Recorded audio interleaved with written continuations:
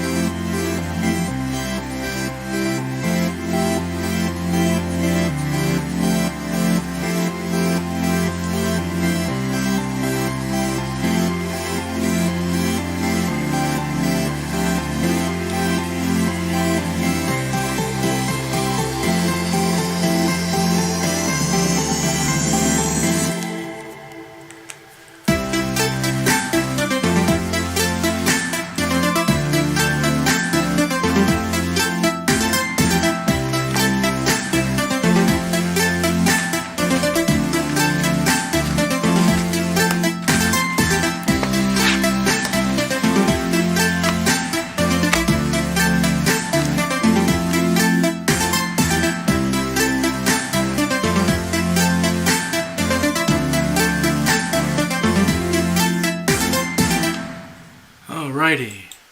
All right.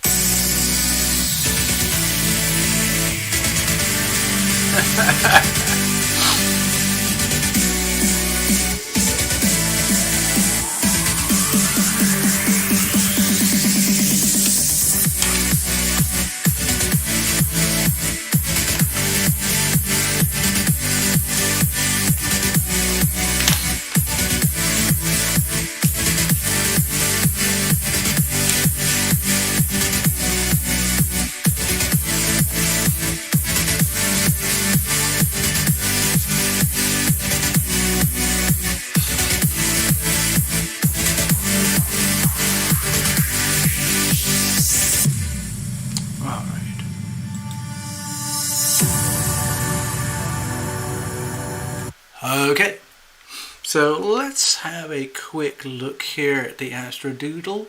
Greetings, everybody. Hello, Janet Webster. Fine. This is Frittily. Oh, hey. Okay. All right. Frittily. Greetings and good evening. Now, Janet Webster. Excellent. How is everyone, by the way? This is Frittily. I just happened to sign my mother out of her Google account yet because you're getting free premium on trial. Yo. Oh my gosh. Free's good. All right. So I guess first thing is, hello, welcome to 2022. It's been 2 weeks since we've been together here. Over the last 2 weeks, I got sick, and it was really tedious, just very, very tedious. I didn't get tested. I didn't get any shots, so I don't know what to say except that it felt like a cold, and it had all the typical, hallmarks of a cold. So I just treated it as a cold, and I got well, and I'm starting to recover, and I feel strong enough to do a show tonight. Sadly, I missed last week. I would love to have done it. Hello, Path. Happy New Year to everyone. Yes, thank you, Path. Very much appreciated. So,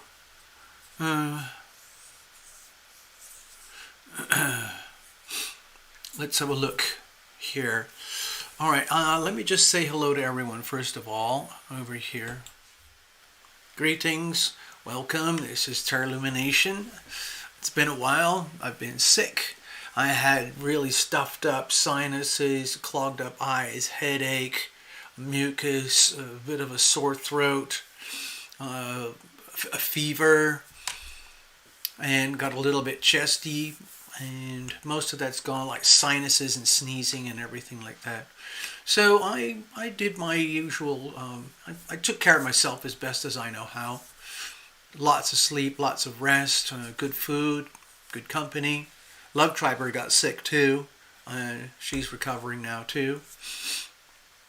Tina Miller, you drove for the first time today after your knee surgery. Well done. Wow, that's kind of exciting. So that's good news, because as I think I told you a few weeks ago, Tina, my brother is anticipating knee surgery. My sister had hip surgery. So I think it's all good. You seem to be fine. You're already driving. It's pretty amazing.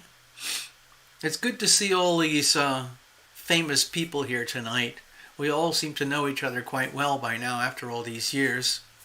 And we've got a couple other, who was that? Hello, Janet Webster. Hello, Janet. Let's have a look. So we also have, tonight we've got Olson, greetings. And we've got Nakia Lindsay, greetings. I don't recall the name, but it's great to have fun new people. And also, who else? There was someone else new just up there in the lines earlier. Maria, of course. Wow, since the beginning. Wow, Ivona, Necessary Truth. Janet Webster. Oh, Janet Webster, you're the first one I thought was like, oh, who's Janet Webster? Yeah, got it now, thank you. Hello, Gregory. And let's have a look. And thank you for the super chat, Nakia. Excellent. We'll do what we can when it comes your turn. Yes. Tina, recovering. God, it's a whole new life. Tina, you've been through so much. Wow. Path Traveler over there in Kentucky. Capricorn Moon. Yeah, we're just having the Capricorn new moon right now. So let me go back to the chart because, that's what kind of gets me warmed up here. All right, it's a bit of a messy looking chart because I just didn't do a really pristine job. But one of the problems is that we have a huge stellium of planets. They're all piled up over here, and they're all really close together. So that makes it a little bit harder for me to illustrate. So anyway, here we are, 2nd of January 2022.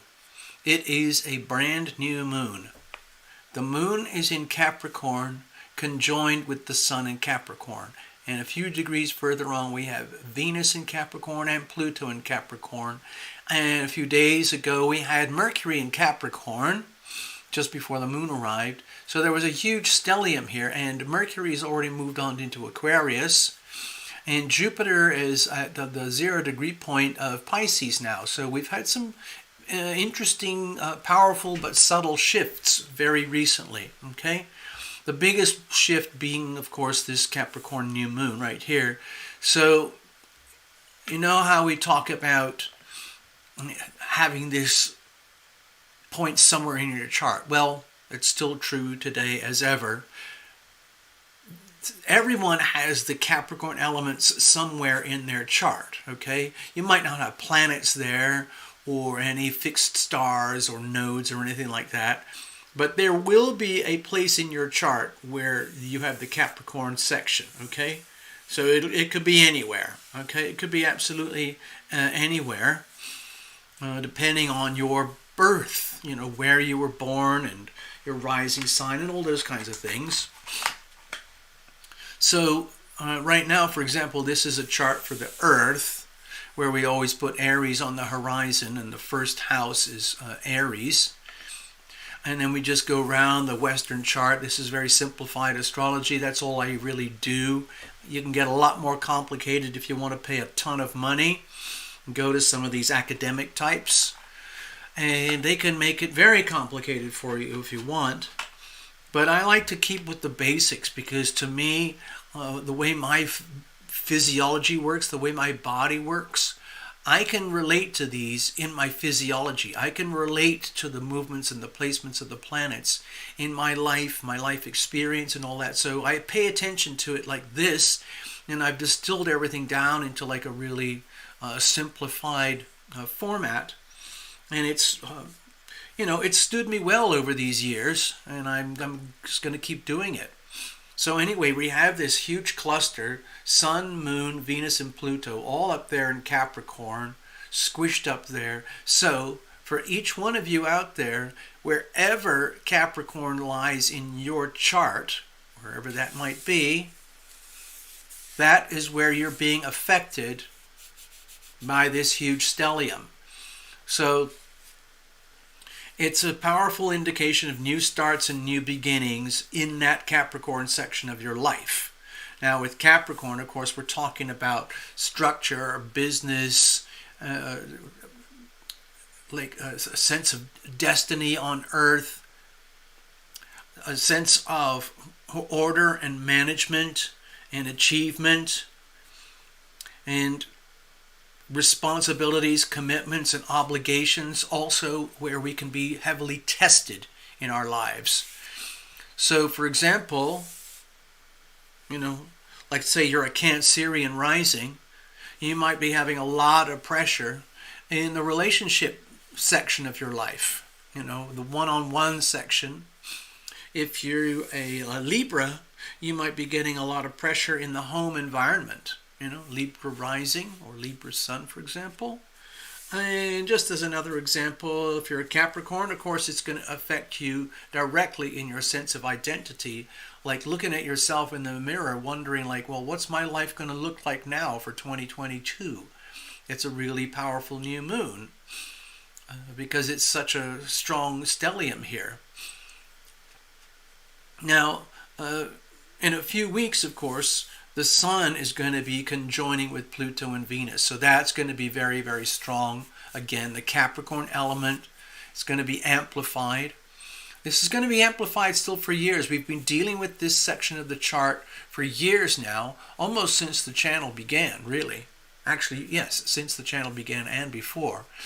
But it's coming to a culmination because in the next few months, Pluto, dear sweet Pluto, which I believe is still a planet, is going to be hovering around the 25, 26, 27 mark over here, which is very closely aligned with the Pluto return of the United States. So what happens in the United States is affecting the whole of the rest of the world. And if you haven't noticed yet, the rest of the planet Earth is going through some massive, historic, convulsive changes. Most people know it as the COVID thingamy virus bug. I think of it as political, but I think of it especially as global finance, where I see, as you know, we've talked about it many times before, I see this intense pyramidal structure of power where there's a tiny number of people at the very, very tippity top, about 75,000 people, which involves about 6 mega corporations and about 100 secondary corporations, plus all the ruling elites in the governments, and plus all the federal banking systems and the central banking systems. They are all one part of one highly exclusive group of people who are determined to take over the world and turn everything into a totalitarian utopia according to their dreams, which of course is a nightmare for the rest of us. But anyway, that's an ongoing story. In the meantime, we do happen to have some harmony here with all this Capricorn towards Uranus and Taurus. Uranus is still retrograde. And so the way I see it is that we are on this unrelenting grind towards restructuring the global financial system. And what's happening is that everything is splintering. We're getting a new global financial system which is being imposed upon planet Earth that looks sort of like a totalitarian monster beast system where everything's going to be tracked, where there is no privacy, there is no ownership, and we are under complete control and surveillance from the tiny little elite at the very, very top. It's very, very disturbing to me. And simultaneously, we are getting the birth of a new parallel system, most notably in the world of cryptocurrencies. And it's happening simultaneously because the more and more the totalitarian pressure is imposed upon us, the more and more people will run away from that. And it's happening all over the world. I track these things. You might not be interested, you might not notice it, but I do track these things in the sort of alternative news medias that I trust. Jupiter is on the cusp here, moving into Pisces, and it's going to be a very fast journey for about May. Okay. Open read for January. Wow. Okay, so it's going to be a busy night. No more, please. That's going to be a lot for me. Okay, I'll do that as a group. Thank you. And I'll do my best, okay?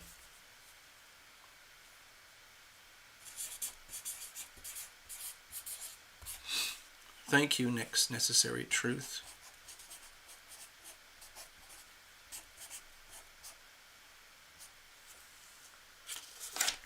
All right. I still owe a reading to somebody, I believe they're called Zaheb Gohar. I don't know if you're here. I won't be up. I'm already totally booked up. That's all I can handle tonight. So thank you very much. But anyway, there's another thing that came to my attention recently, and it's a very, let's say, hidden aspect. But we have Eris here. Some people consider Eris a new planet in the solar system, even farther out than Pluto, with an even larger orbit. I think it's about like a 350-year orbit, something like that. And so it moves extremely slowly. It's been in the sign of Eris for a long time, and it's still there. So the Aries energy here is kind of like sensitively wounded. And Eris represents the divine feminine warrior archetype. And I can guarantee that Eris is very, very, very pissed off right now. And Eris is in a deep, deep, long-term hard square with Pluto and eventually the Sun. So I'm not putting that in here too much because it's a little bit scary. But it's to do with war. And how our natural, let's say, compassion, the natural tendency of humans to be good people, to be compassionate, caring, and loving, has been stretched to the limit. And we're talking about the potential of a backlash. Some people are calling out for war in some form or another. We're actually at war already, in case you're not aware of it. we are at war. The United States in particular is at war with China and at war with the rest of the world, and the war is being conducted through the financial markets, in the currencies. It's a currency warfare. It's absolute devastation for some countries, Venezuela, parts of Colombia, Argentina, parts of Central America over here, Turkey, Greece. They're suffering badly. China is suffering really badly right now. America is being absolutely ruthless and relentless in the continued printing of money and the issuing of just infinite supplies of what they call quantitative easing, which is the way that the United States is exporting all its financial problems. I'm not going to go into the mechanics of how and why, but it is a very powerful weapon that we have here, and it's being heavily abused by the American government, the American Federal Reserve System, and it is being retaliated very aggressively by China, which is using very similar methodologies in the warfare. It's causing a lot of collateral damage across planet Earth, and it's going to increase during 2022. Okay? The reason being that the people at the very top of this pyramid, the elites of the elites, don't really have any other weapons at their disposal, and their whole livelihoods is dependent on the farming of humanity. Farming of humans through the debt farms over here, farming of humans in the slave camps over here, and farming of the rest of humanity outside of America and China through the collateral damage that is imposed across the rest of Earth because of the currency war between China and the United States. And we're all collateral damage, okay?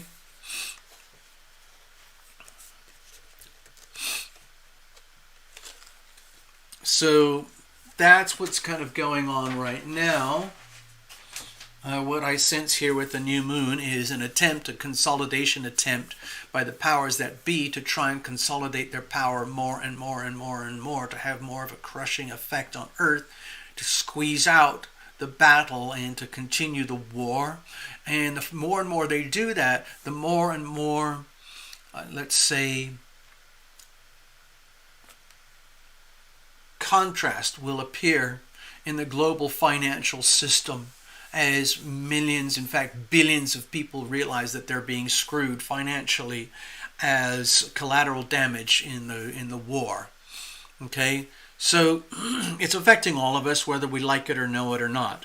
The thing is that the MSM, the mainstream media, of course, don't want any of us to see that, so they don't broadcast any of it. But there are, a zillion different ways that the currency wars affect the individual in day-to-day life. The most obvious one is inflation, crazy increases in food and gasoline and energy prices, travel, insurance, housing prices, all of that kind of stuff. It's happening all across the world. And of course, there's a very shambolic thing happening in American politics right now, where the hard left side of politics are realizing that they're not very popular right now after they got so-called voted in, and they're having to retract some of their messages, and things are just getting very unstable, and they're going to continue to become more and more unstable as more and more people realize that they're getting sick of being collateral damage to a handful of elites who just want obsessively more and more power and control. I'm just having tea this evening.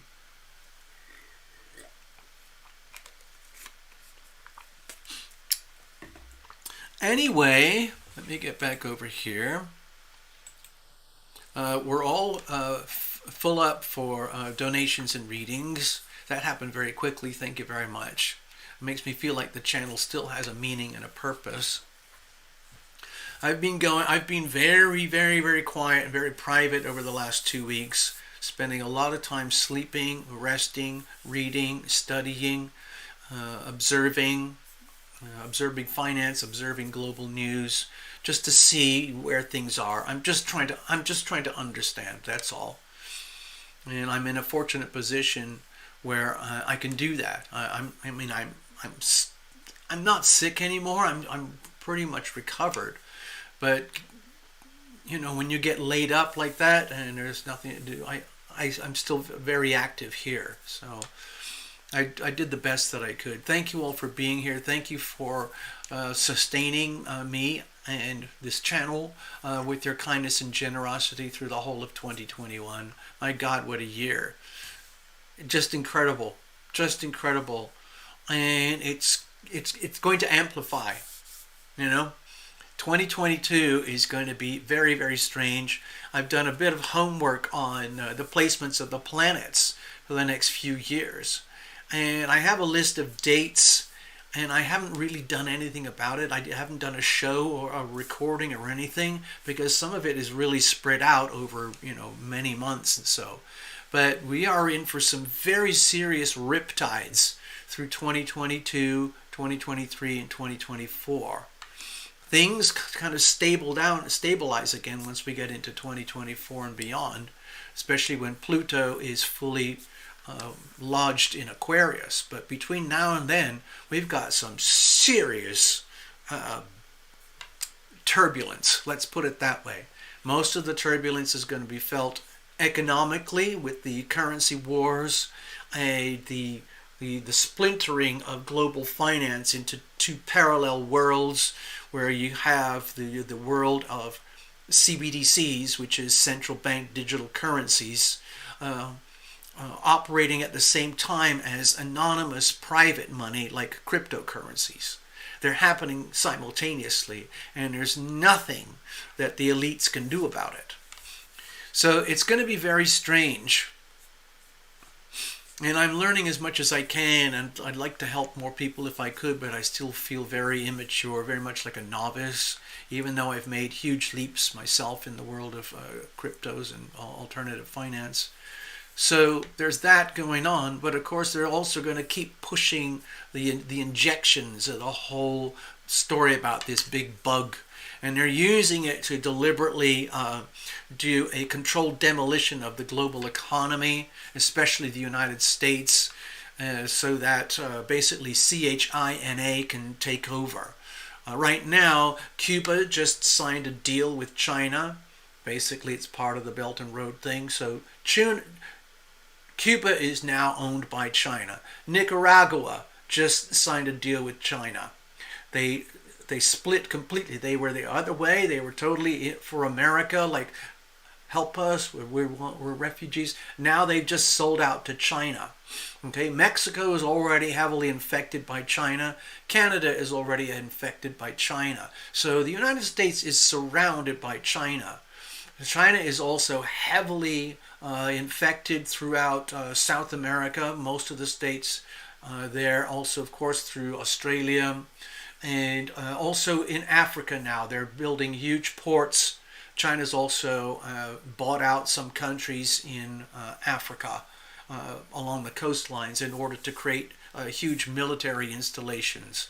The whole idea is like a siege process.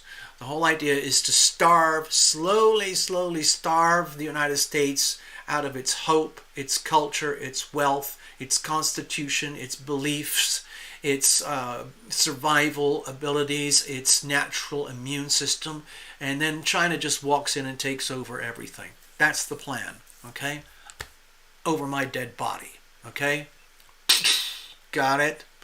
So, that's where we are. Let's have a look. Okay, you know what? Let's just get on with the show. All right, first up, Necessary Truth. You're getting a little mini private reading. Thank you very much for your kindness. Yay.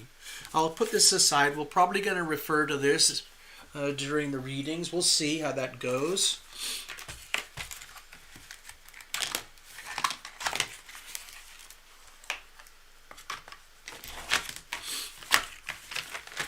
I think that'll be. I'll just set this over here for now. Put these over here. And here we go. Cards are well shuffled in advance, of course, as always. But I'm going to go to the last second so that you're a witness.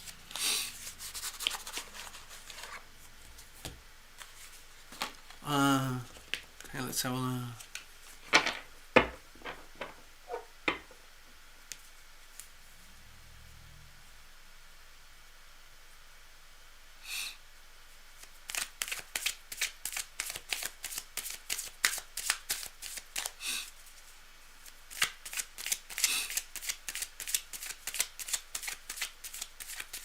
Oh gosh, let's have a look.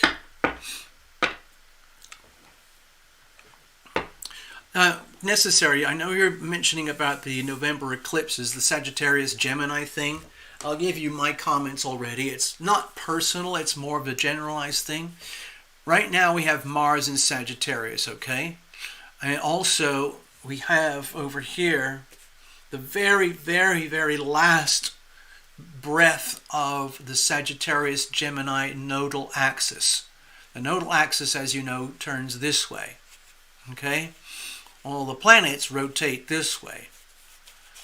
And please don't ask me about the sacred geometry of the nodal axis and how it works. I've studied it multiple times, and I'm not smart enough as a mathematician to understand it.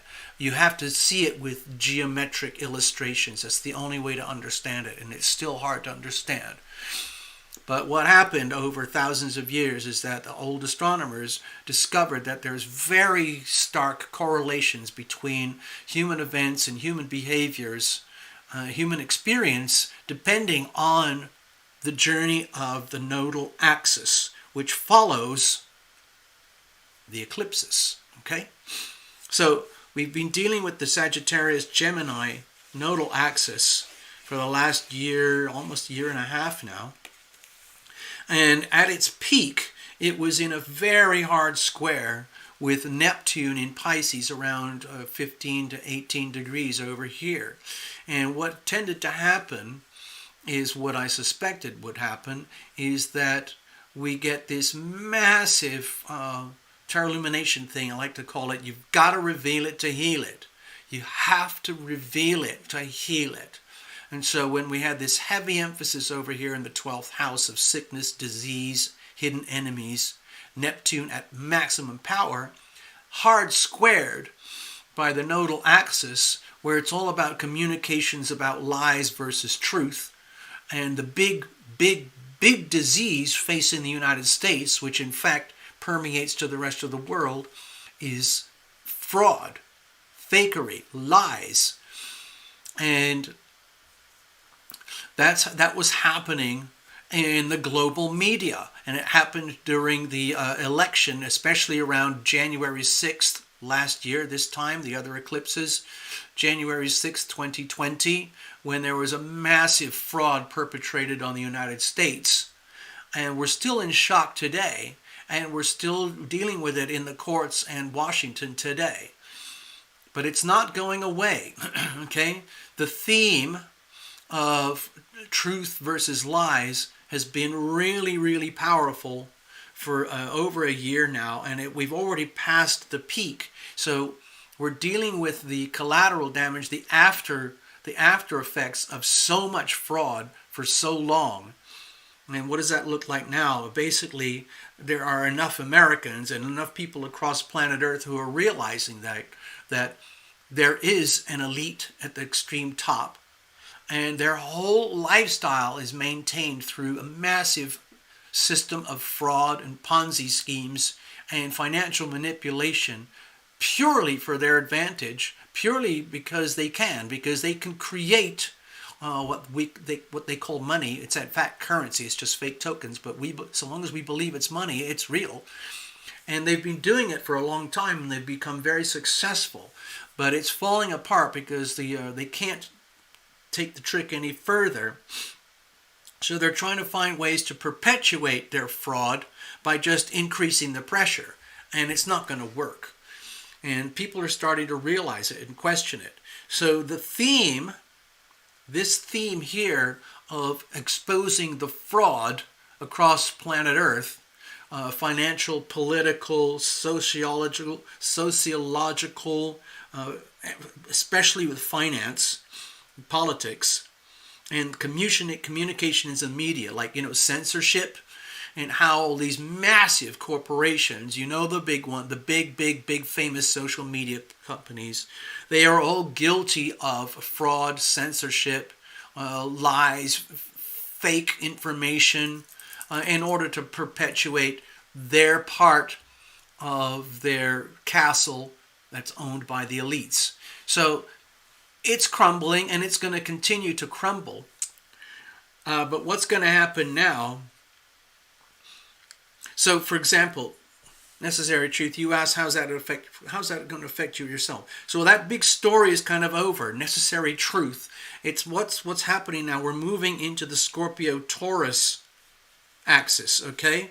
And that's going to be like another year and a half or something, okay? And that's going to be on the financial aspects.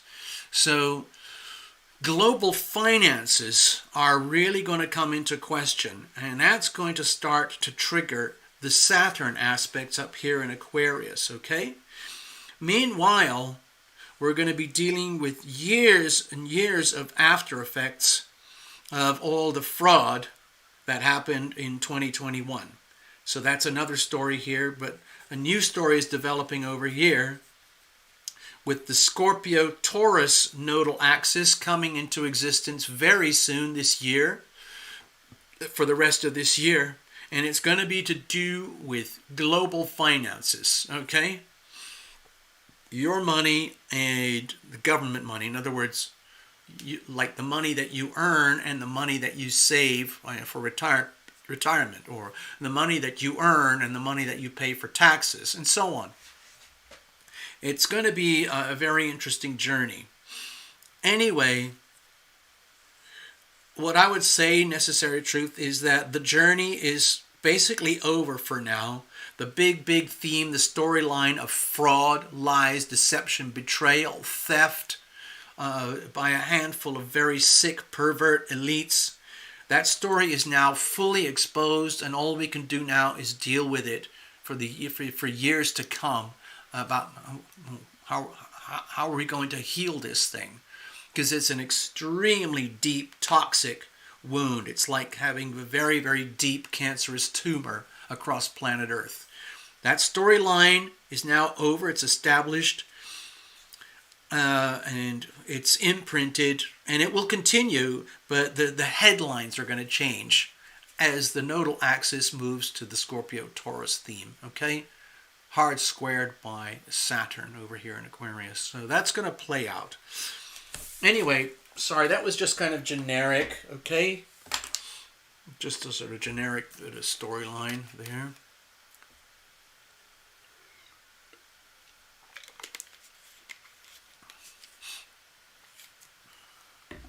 All right. Sorry, I can't read that language, R-H-A, Komoba. I can't read that. I'm sorry.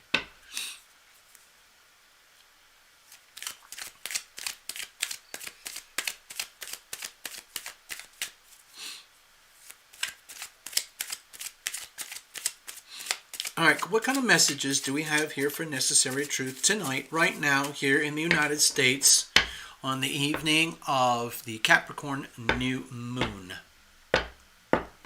Okay, well, actually, you know what? Give me a second.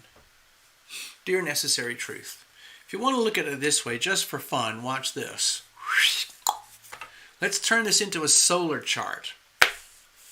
Let's put Sagittarius, because you are a known Sag, over here. Okay, and this is the center. This is the horizon, okay? The ascendant and the descendant. So on a solar chart, you put Sagittarius over here, and Gemini's over here in the 7th house. This would be a solar chart. Okay, it's nothing to do with a natal chart, but the planets still line up. This is what the planets would look like for all Sagittarians using a solar chart. And it would be interesting to note, dear Sagittarians, all Sagittarians, there's a tremendous heavy emphasis in your 2nd house of money. money, your own talents, your own gifts, your own resources. Where are you going to get your money from? Where does your money come from? How do you earn it? How do you save it? How do you keep it? What are your natural gifts and talents? If things are a little rough right now, how are we going to improve the finances, and so on and so on?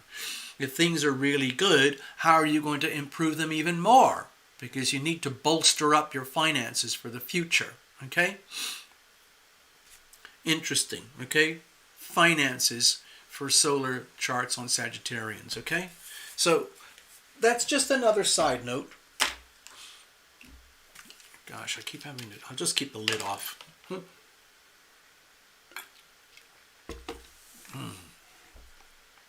Okay.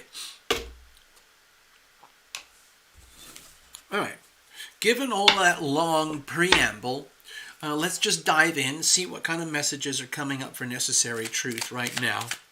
I'm focused more on the Capricorn new moon because time moves on. The planets continuously move, and everything else is history. Okay?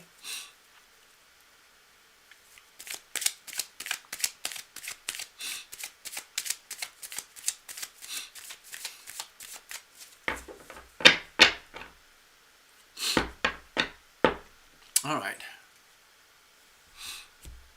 Let's do this. Let's cut this up. What kind of messages? Okay. Now, dear Necessary Truth, most of us know that you have several very active invisible friends. I think it's John and Chris. But we didn't invoke any of that tonight. Let's just assume that they're there. As usual, they have your best interests at heart, okay? And we'll do a sort of a connection here. Let's bless this deck, bless every single card, bless the technology, the cameras, the lights, all the softwares, multiple layers of software and technology and gadgets to do this show at all. The wires, the electricity, the platforms, and all of that. Thank you. Thank you. I'm just grateful that the channel still exists at all. Okay, and we will now, let's say, make the assumption that Tarot Lumination is now active and live and acting as an instrument of the healing power of love, such that really all I'm doing is acting as a like an interpreter as energy flows into the reading from all angles. Okay? So it's already cut. Let's have a look, see what happens. Here's the situation. Here's the challenge. Here's how we're going to handle it. Remember, I'm using the Tarot Lumination situational spread. It's very simple, but very effective. And I use it for almost everything to warm up. And I do personal readings, as some of you know.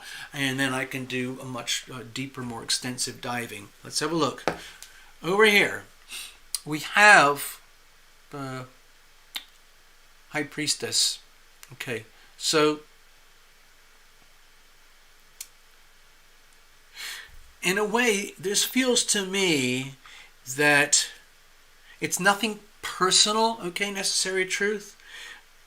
It's more like almost kind of like a reminder, to trust yourself, okay, Necessary, because you are extremely powerful. As a being, you're already a psychic medium. You do remote healing, remote viewing, and all of that. Most of everyone else on the channel is aware of you and having those kind of faculties. It's very powerful. And the real question is, what do you do with that? Okay? Sometimes it's very hard to deal with that. And sometimes as human beings, we want to know the details of what's going to work in my life, what's not going to work, where can I, bolster up my weaknesses, how can I take advantage of my strengths, blah, blah, blah, blah, blah. But what I'm sensing here is kind of this really powerful message. This is, you might not like what I'm sensing here, but this is what I'm sensing, okay? It's almost like,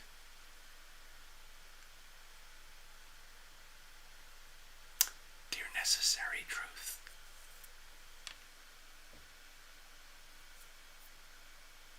It's okay. You pretend I'm the High Priestess, okay? Look at, I'm sort of acting right now. Pretend, dear Necessary Truth. I am the High Priestess energy. I am representing all the energy of all the planets around us now in the solar system. And you've booked a reading tonight with Tarot Lumination, okay? And the message I have for you is just remember that you don't actually need to know everything all the time about everything, even though you might have this craving for wisdom and knowledge and information. Instead, you can afford to lean on your, let's say, higher identity, sort of like me, the High Priestess, okay? Just remember that. And it becomes effortless, okay?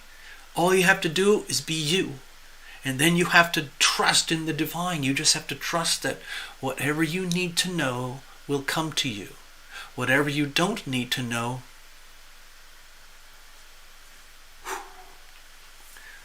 and we can extend that a little bit further. Whatever is yours comes to you.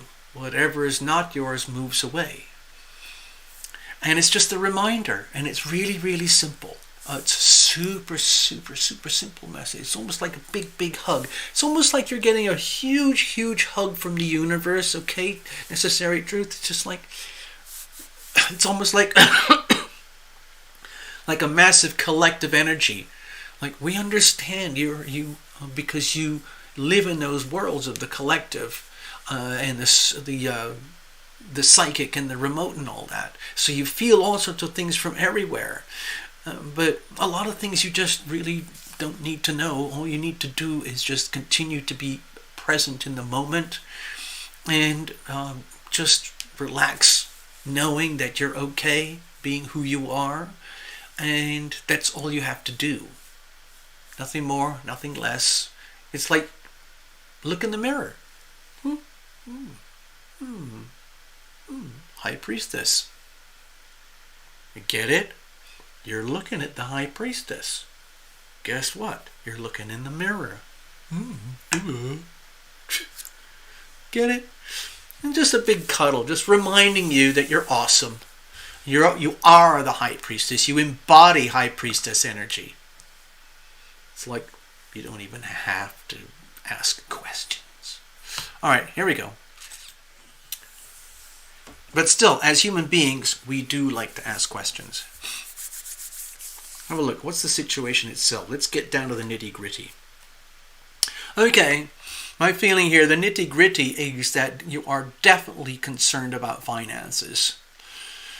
In particular, joint finances, in other words, business partnerships, employment or employees, or the sharing of skills and energies, and wondering about like the relationship aspects that are to do with wealth. In other words, I think this relates very, very strongly to the upcoming nodal axis, because with the Five of Pentacles, we have to understand that it's not the end of the world.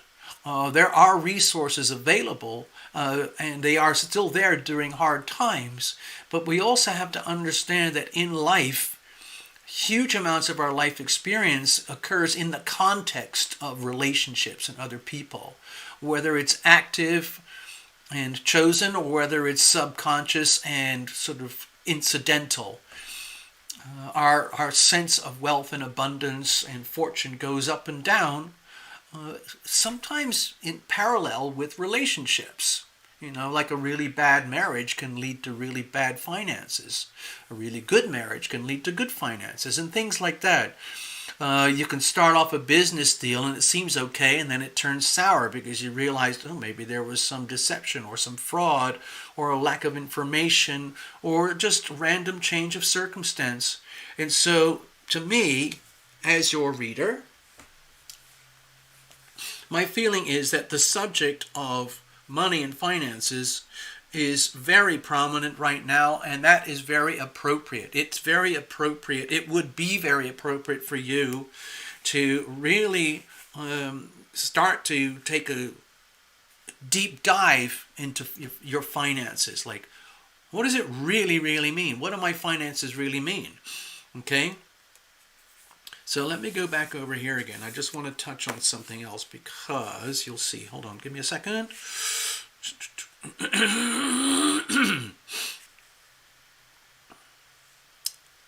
Uranus is still over here in Taurus, okay?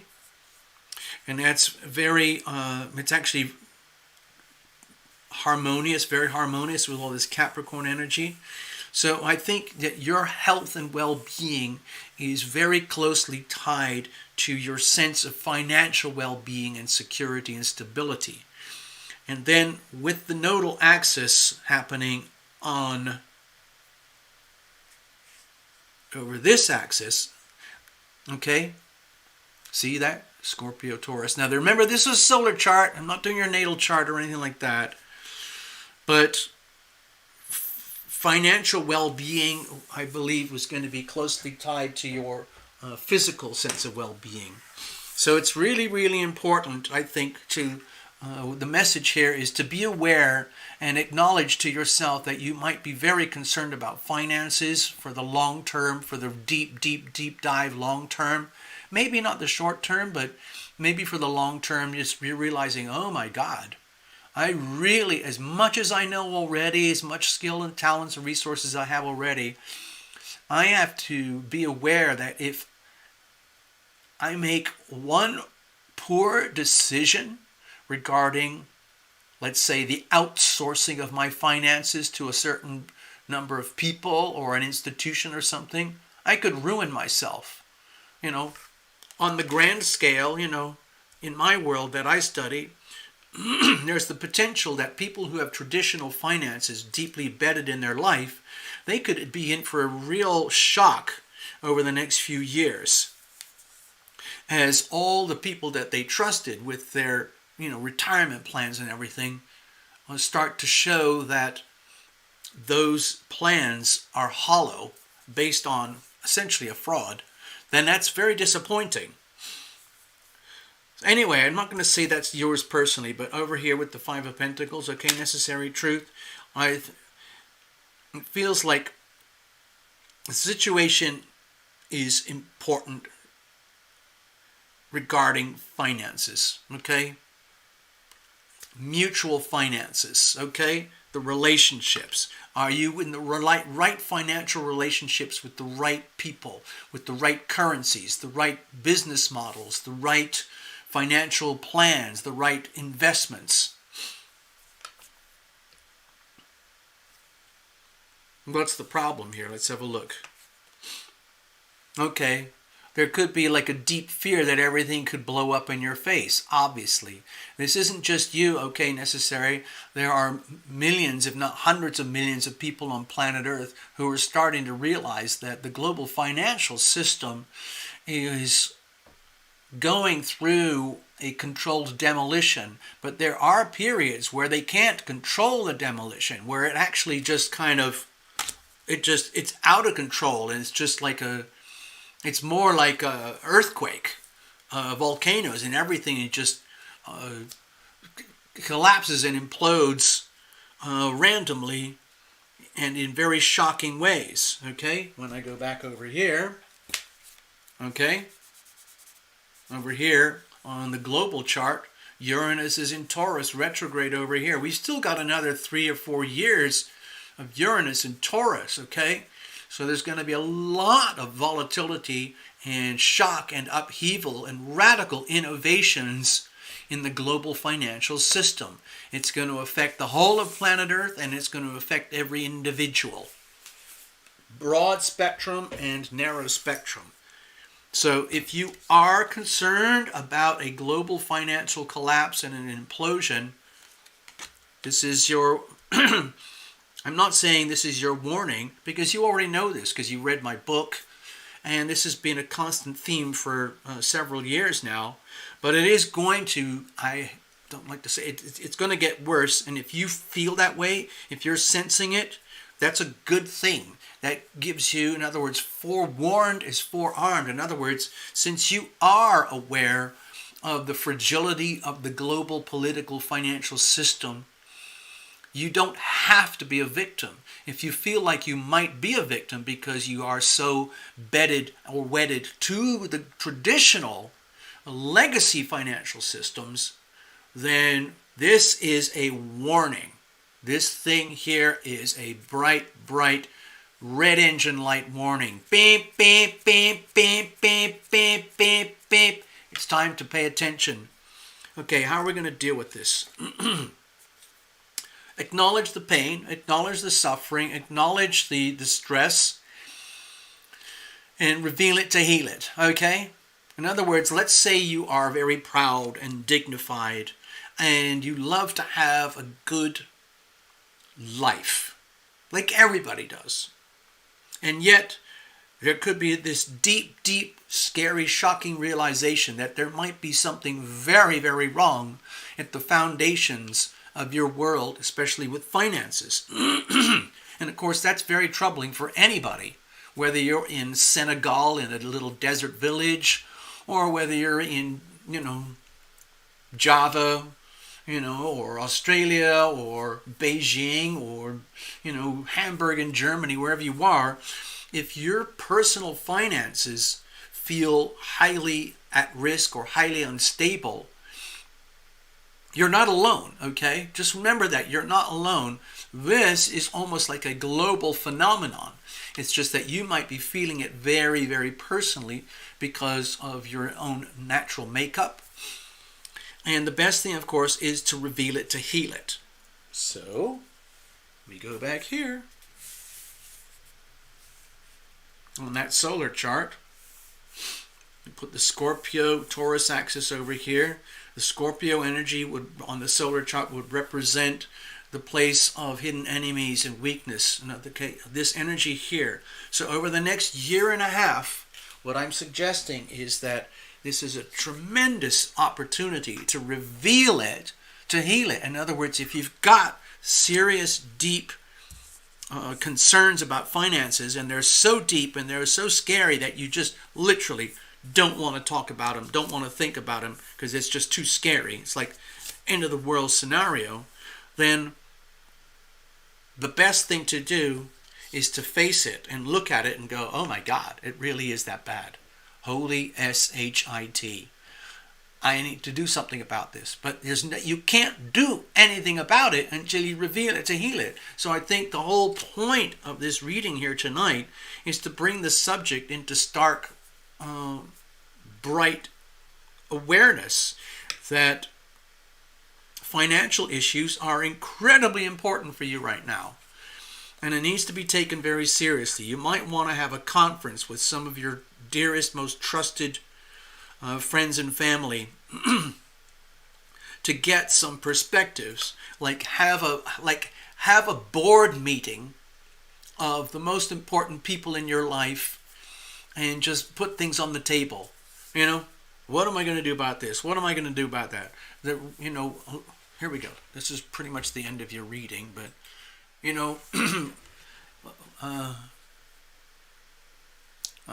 what's those relationship killers? What are they called? The topics of conversation: sex, politics, religion, and money. Isn't it something like that?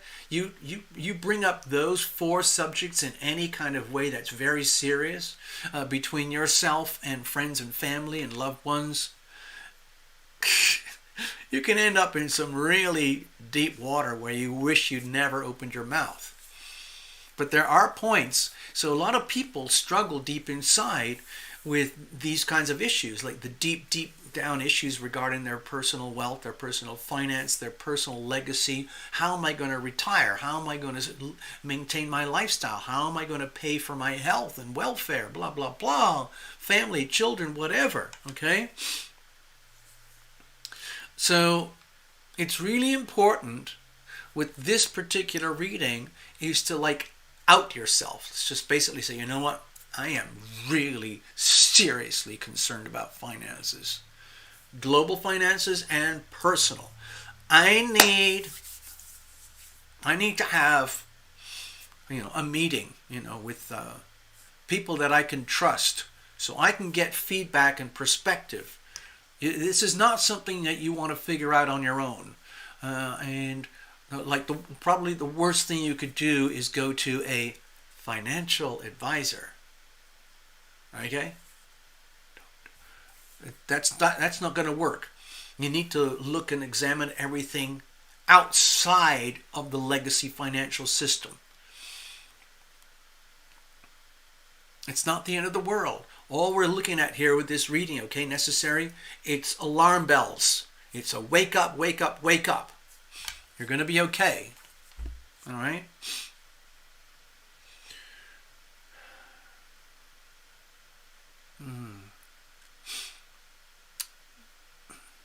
All right, so let's wrap that reading up. I hope you got some value out of that. Okay, necessary truth. Next up, we have Mr. Gregory Ross.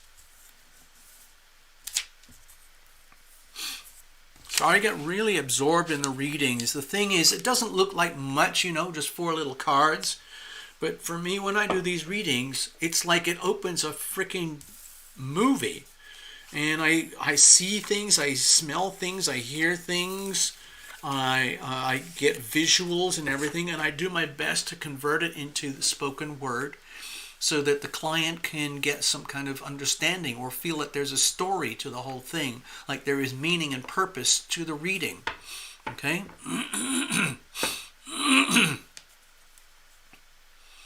All right, Gregory, let's have a look. So it is a Capricorn new moon for you too, just like everybody else. All you have to do is check your natal chart. I'm sure all of you here know about your own chart. Gregory wants blind reading for 2022. Yo! Awesome. Cheers. Thank you, Necessary Truth. That was a real pleasure to read for you. I hope I didn't scare you. Comfort yourself knowing that you are guided and protected. That High Priestess message was very powerful, okay?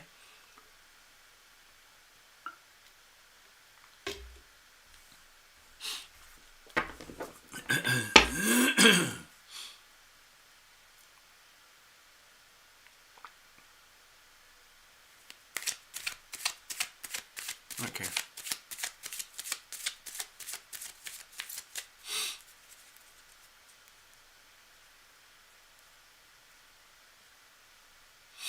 Hello, Nakia. Wow, you know a lot about yourself. That's good. Self-awareness is a very handy thing to have, okay?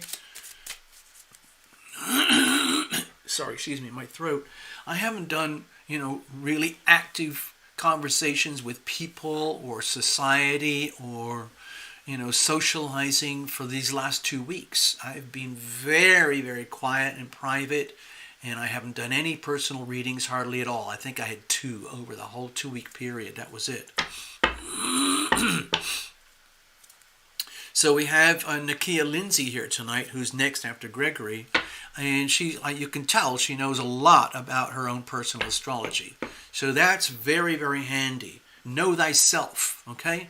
Know thyself is the pathway to love thyself, okay? Which is, of course, probably the hardest but most important thing you can do while you're here on planet Earth, okay? All right.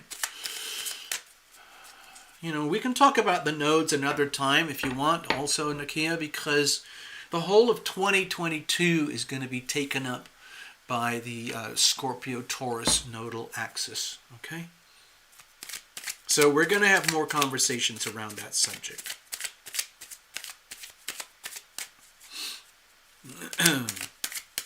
All right, we're going to do a blind reading for Mr. Ross, just to see, like a snapshot. We're just kind of getting, you know, like a snapshot here. What's going on in 2022? Oh, you know what? Give me a second.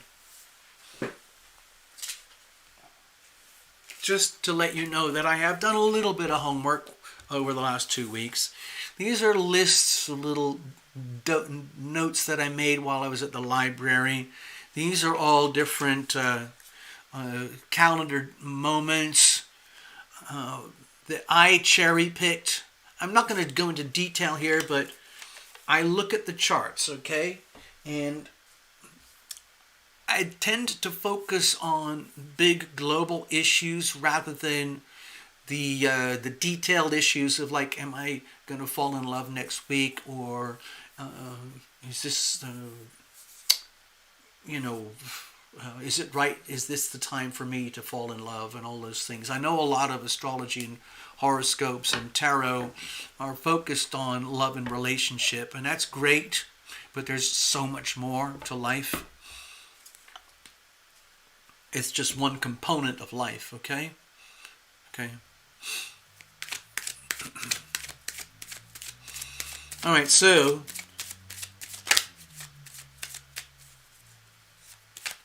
luckily, the way we do things here at Tarot Lumination, we can kind of do whatever we want with the tarot and the astrology. We mix it all up. I do astrology readings and tarot readings. Sometimes I do deep, intense, personal ones that are all combined. Some of you know that already.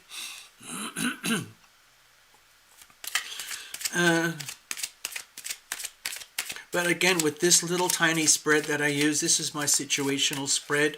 It's like a little tiny portable diagnostic tool. And it is something that I, built early on, and it has really stood the test of time. So I just keep going. Looks like Nakia and Necessary are already doing alternate readings on the side here.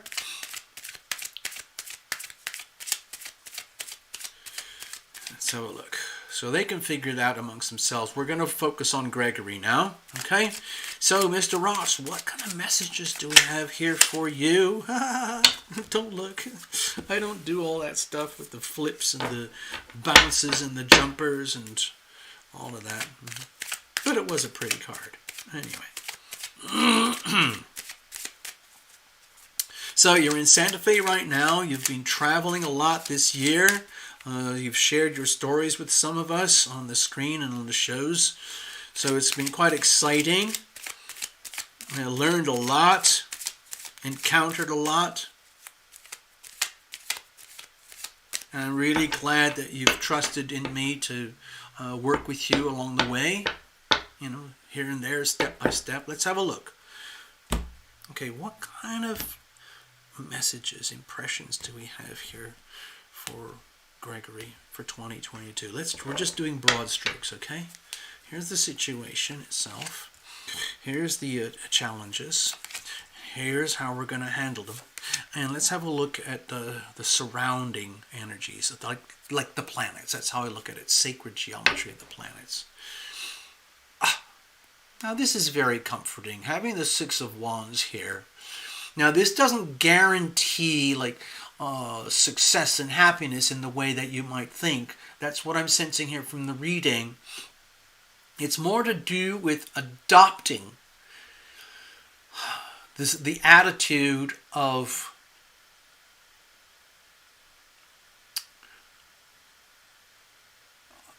let's see, what's the word? Obviously success and winning and being happy. But I think the real message that I'm sensing here with the Six of Wands for you, Gregory, is that you cannot afford to assume that with a beautiful card like this, that your happiness, your abundance is guaranteed.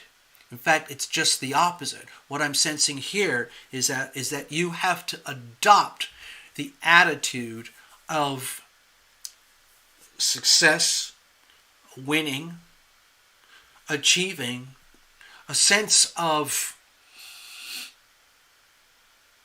let's say, well-deserved honor and respect.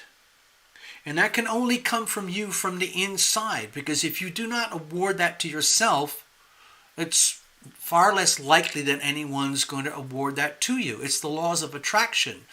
If you demean yourself, you will attract demeaning energy. If you lie to yourself, you will attract lies and fraud. If you conduct yourself in a very thorough and well-deserved manner of self-respect, dignity, honor, strength, courage, and you generate that internally, then guess what happens through the laws of attraction? You attract that to you. Okay? So you might not have expected to hear that from this reading, but my feeling is that the true meaning of the Six of Wands here is that it's up to you to literally create that energy of success and deserving of success from within you, like a furnace. Like you have to be the originator of that energy. You can't get it from somebody or something. You have to it's like you have to believe in yourself more than ever before. Excuse me. All right, let's have a look at the situation itself. Remember, we're encompassing the whole of 2022 here. All right, let's have a look at the situation. Okay, my feeling is that there are going to be times where you're going to have to literally trust in the universe. Prime yourself, first of all, but literally by convincing yourself that you are worthy, you are deserving, you are open to receive abundance. You are ready, you are willing, you are able to receive abundance. In fact, I would highly recommend that to you. We could do something like this. This could be a little thing. I mean, it's so easy to do. It's so easy to forget. And it sounds so trivial, but it's a very powerful self-healing tool. You can say it like this, okay? Like a little prayer, just before you go into sleep. You could lie down and like this, perhaps, and you can basically, visualize that you're talking with your guides, your guardian angels, your invisible friends. All of that. You can basically declare to the universe, I am worthy, I am deserving, I am open to receive. I am ready, I am willing, I am able to receive. Abundance, happiness, love, and the healing power of love above all else. So you could say that again. Let's do it really quickly. I am worthy, I am deserving, I am open to receive. I am ready, I am willing, I am able to receive. Okay. It's like a little invocation. I am. You use the mighty power of I am. Okay?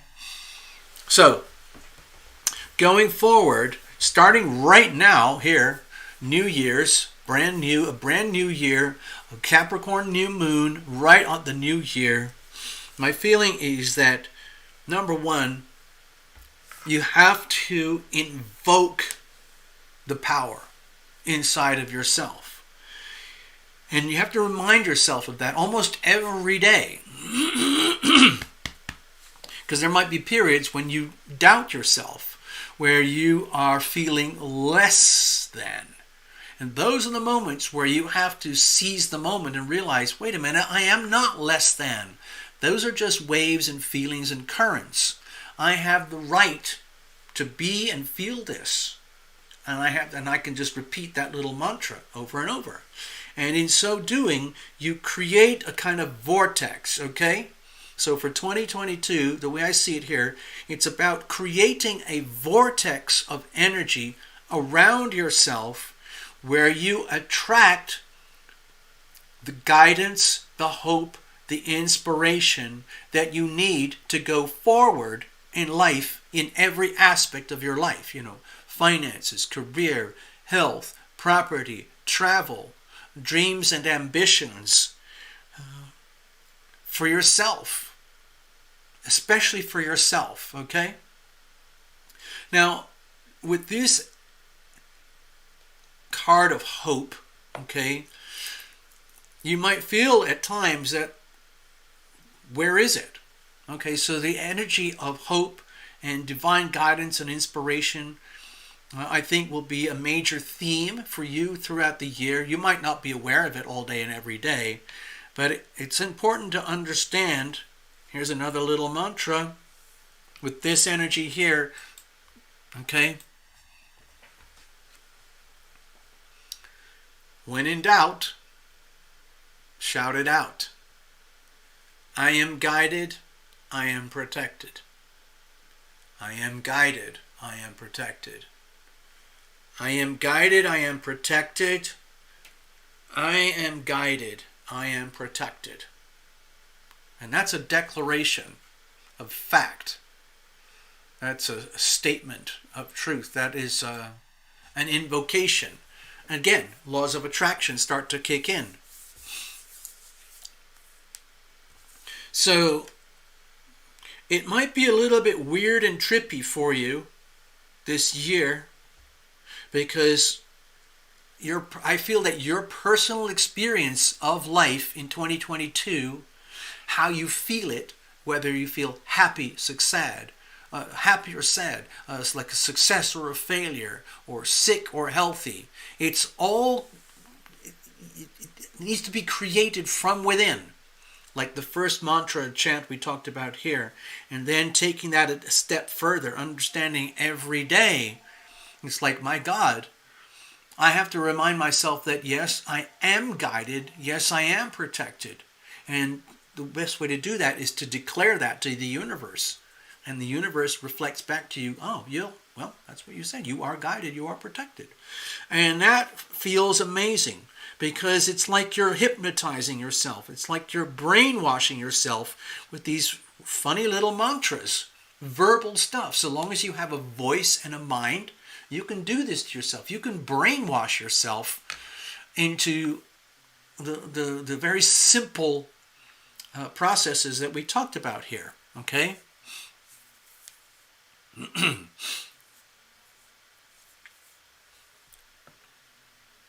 Also, when you create that vortex of being guided and protected inside of yourself, guess what happens? You actually become like a beacon of light for others. You actually become a beacon of hope and light and guidance and protection. Okay? I mean, you don't want to go around attracting a lot of people who are desperate and they need hope and guidance. I mean, you can do that if you want. I think it's far more important that you literally concentrate on yourself, making sure that you are in your most optimal condition possible. And that's, to me, it looks like it's going to take significant, like Zen yogi type of self-brainwashing. Okay? Let's have a look here. What's the problems? Okay. With the Three of Wands here, there might be a deep fear that there is no clear direction. There's no defined destiny here. And that's a serious problem for some people. A lot of people like to know that their life is mapped out. They want to know that, tomorrow I'm going to do that, and next week I'm going to do that, especially when it comes to things like jobs and careers. That Capricorn energy is very powerful for the whole of planet Earth. And that covers things like careers, destiny, your place in this world, creating the legacy that you're going to leave behind after you mature and reach the pinnacle of your life.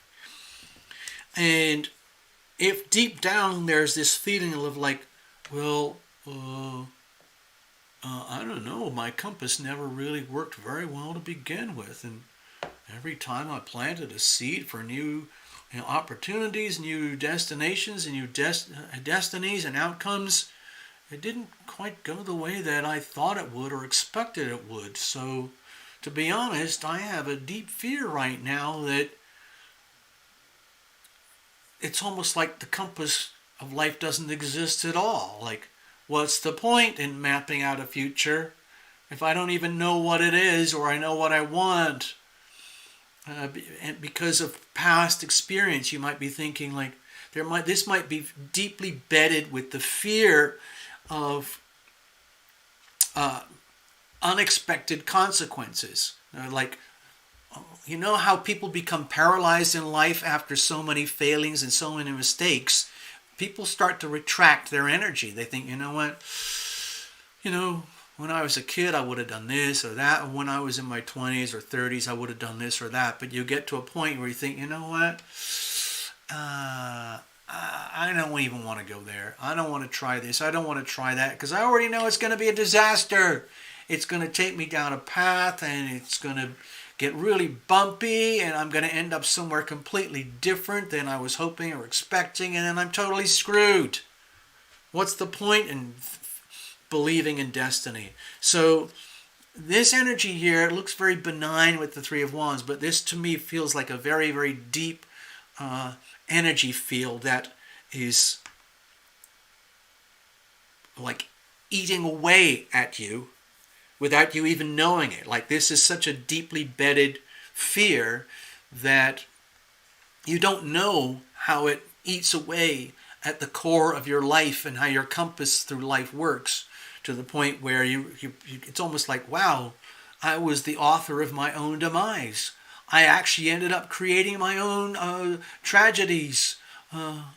And I didn't even know it until after it all happened. Oh, well, that didn't have to happen. Why?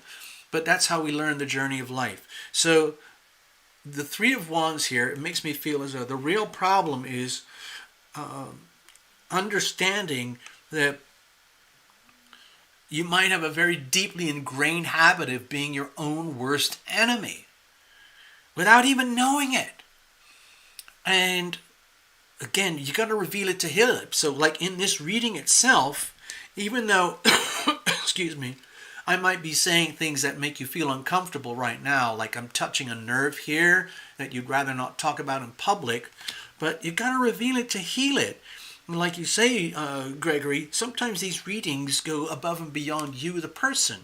You could be doing someone else a favor here tonight, having this reading, because they might resonate with it themselves. Okay? So, yeah. Like, okay, we talked about that. Let's keep going. How are we going to deal with this going forward? Okay.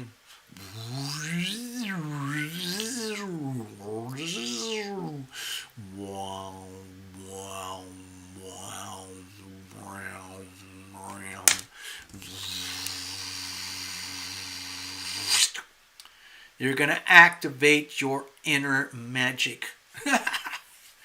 In other words, this is to me, this is like a really like deep, powerful kind of reading that gets to the very, very core root of like your operating system. You know, look at it this way. Let's have a look. How about this? Like here's a smartphone. Okay.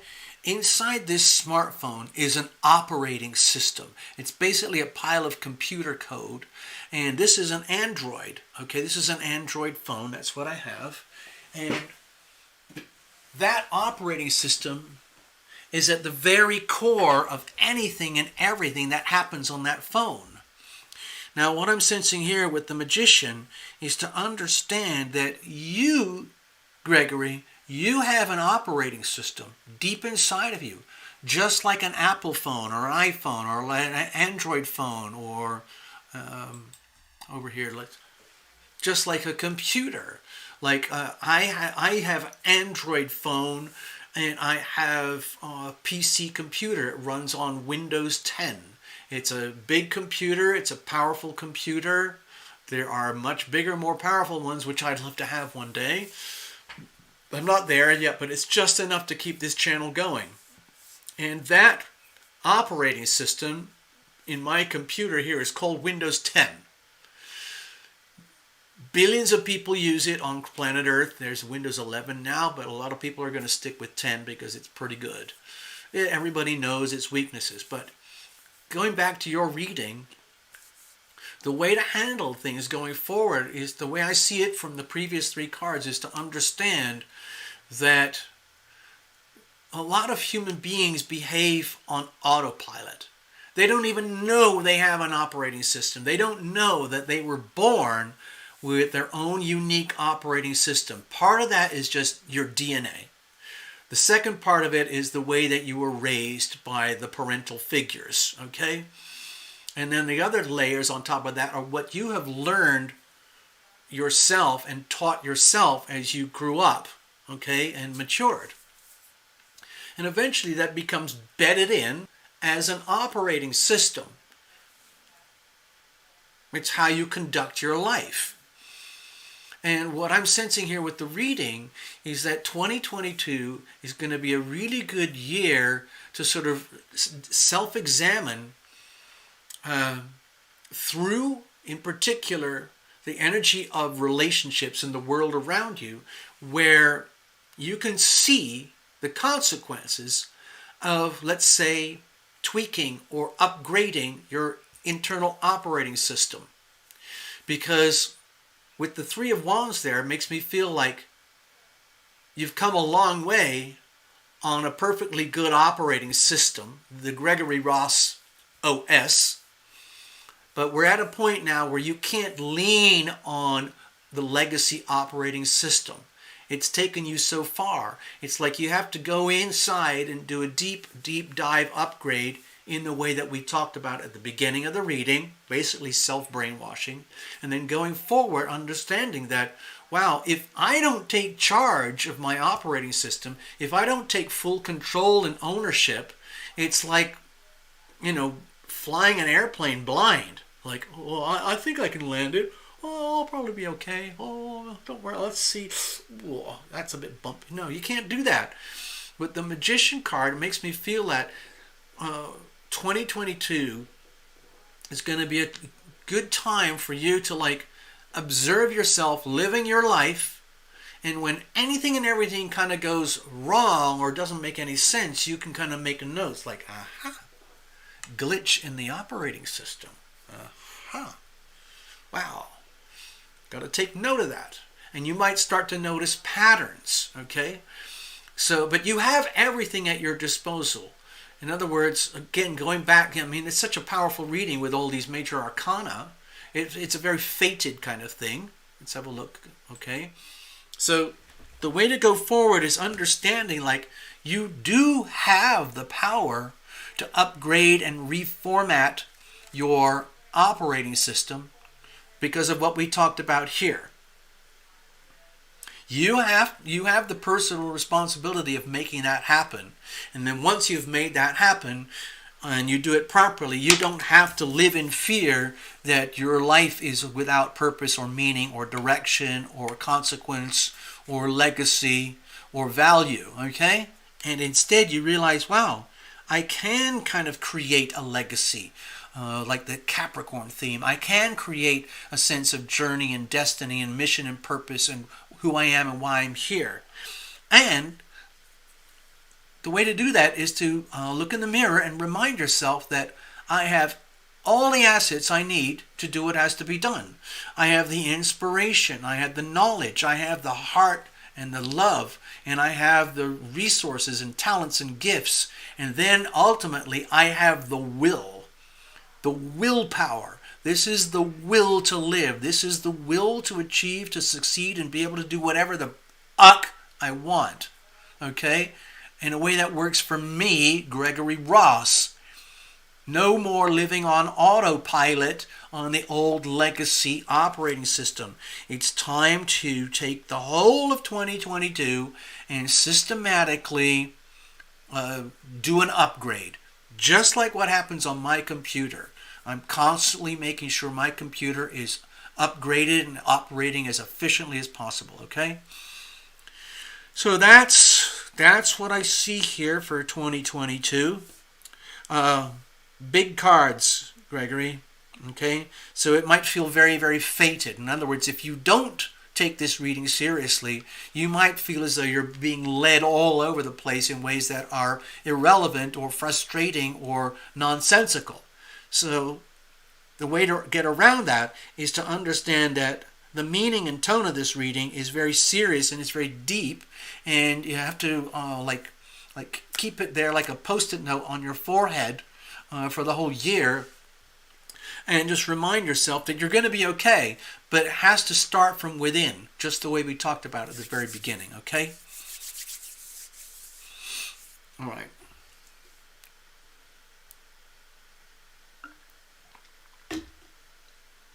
I hope that helps, Gregory. Next up, Nikia. What's going on?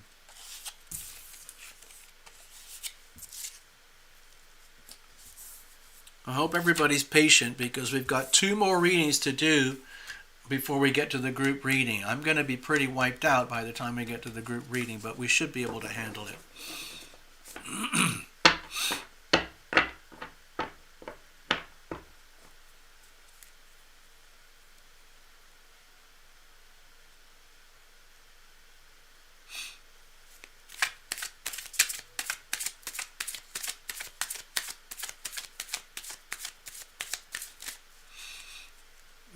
Hey, Queen of Water! Hello, Australia! Whoa! Hello. Okay, everybody, as most of you know, Queen of Water is over here, down in the Melbourne-ish kind of area, I believe. If I'm right. Are you up in the... No, I think you're down here, if I remember correctly. Yeah.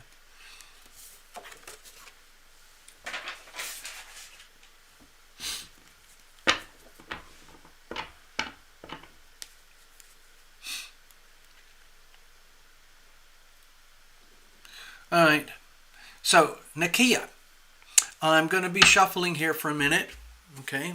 Give me a second. We're going to shuffle, and actually I've got to turn some heat on here. It's getting quite chilly, and so if you give me a second. Actually, it might be better if I put on a little hoodie or something. Stay there, okay, Nakia?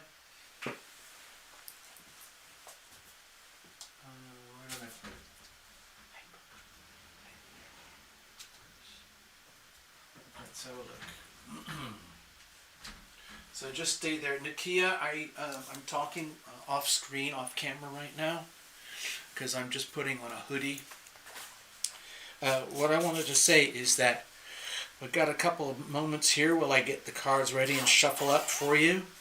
So if you have a theme or a subject you'd like to examine, we can do that, okay? We can examine that. If you want to do a blind reading, I'm very happy to do blind readings. If you have a theme, I would suggest we do it something like this, okay? What kind of messages do we have here for Nakia regarding the subject of ... Now that could be anything. Finances, health, love, relationship, pets, children, parents, my spiritual journey, my purpose, whatever it is, okay? That's one way to do a reading. Another way is that, hey, Tarot Illumination, give me some, what do I need to know? What kind of messages do you have for me? That's it. That would be a blind reading, okay? So look, so you put the word here, love. Okay, that's all we need is one word. One word, okay? So love is oh, hello, Sarah. Hi, Sarah. Love is a broad, encompassing subject. If you look at the astrology, that's a good way to start this. Thank you, Nakia. We're going to do that. Just before we go into it, because everyone has different understandings of love. When we look at astrology, let's say this is somebody's chart, okay? Love tends to express itself in different ways in different parts of the charts over here. But especially, we could start, say, with the 3rd house, okay? This would be like day-to-day like encounters, okay? Like someone you might meet at the workplace or in a social setting, and you get a crush on them or they get a crush on you, and you can have those nice fuzzy feelings, and who knows, it might turn into something actual, you know, something with a little bit of meaning. You know, this could be like the energy of fun, like, oh, I really love hanging out with you. Oh, you like hanging out with me. We connect so well, okay? Could happen in the workplace, friends, and, you know, a lightweight kind of thing. Over here in the 5th house, there's a strong emphasis on love, and because it's associated more to do with passion and, let's say,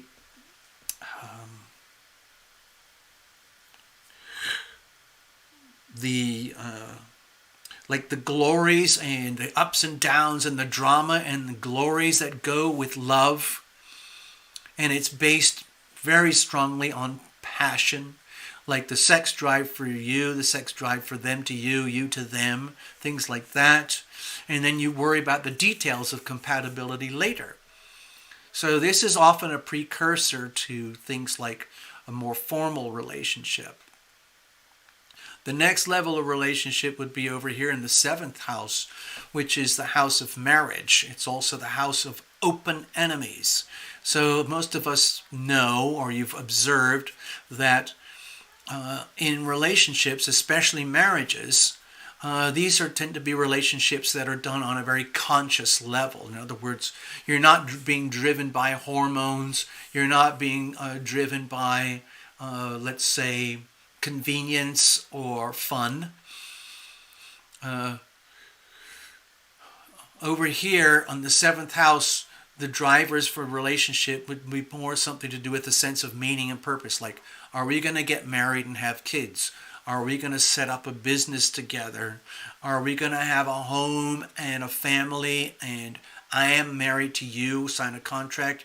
You promise yourself to me, I promise myself to you, okay? And that's great when it works, but some of you might know that if you're with the wrong person, like a marriage, a bad marriage can be one of the worst decisions you make in your whole life, okay? So that's why they call this house the house of open enemies, because sometimes people enter this type of relationship with the best of intentions, and they realize that neither one of them was mature enough to understand what really goes on when you get that close to somebody. And sometimes they end up with serious regrets, and you end up with divorces, and it's very obvious. That's why they call it open enemies. Like, you are the enemy of me, I am the enemy of you now. That's it. It gets even deeper when you go to the 8th house. That's literally beyond the formal commitment. This is where you're exchanging. This is like birth, procreation, and death. This would be like making babies through the sexual aspect represented here. Like the miracle of birth, the miracle of creating new human beings, preferably through a very solid, loving relationship, so that the new human beings are born into a world where they know that they were conceived in love, okay? Now, how you describe love is different for everybody. I have a definition of love that I got from Scott Peck. He's an amazing doctor, and he wrote a book called The Road Less Traveled.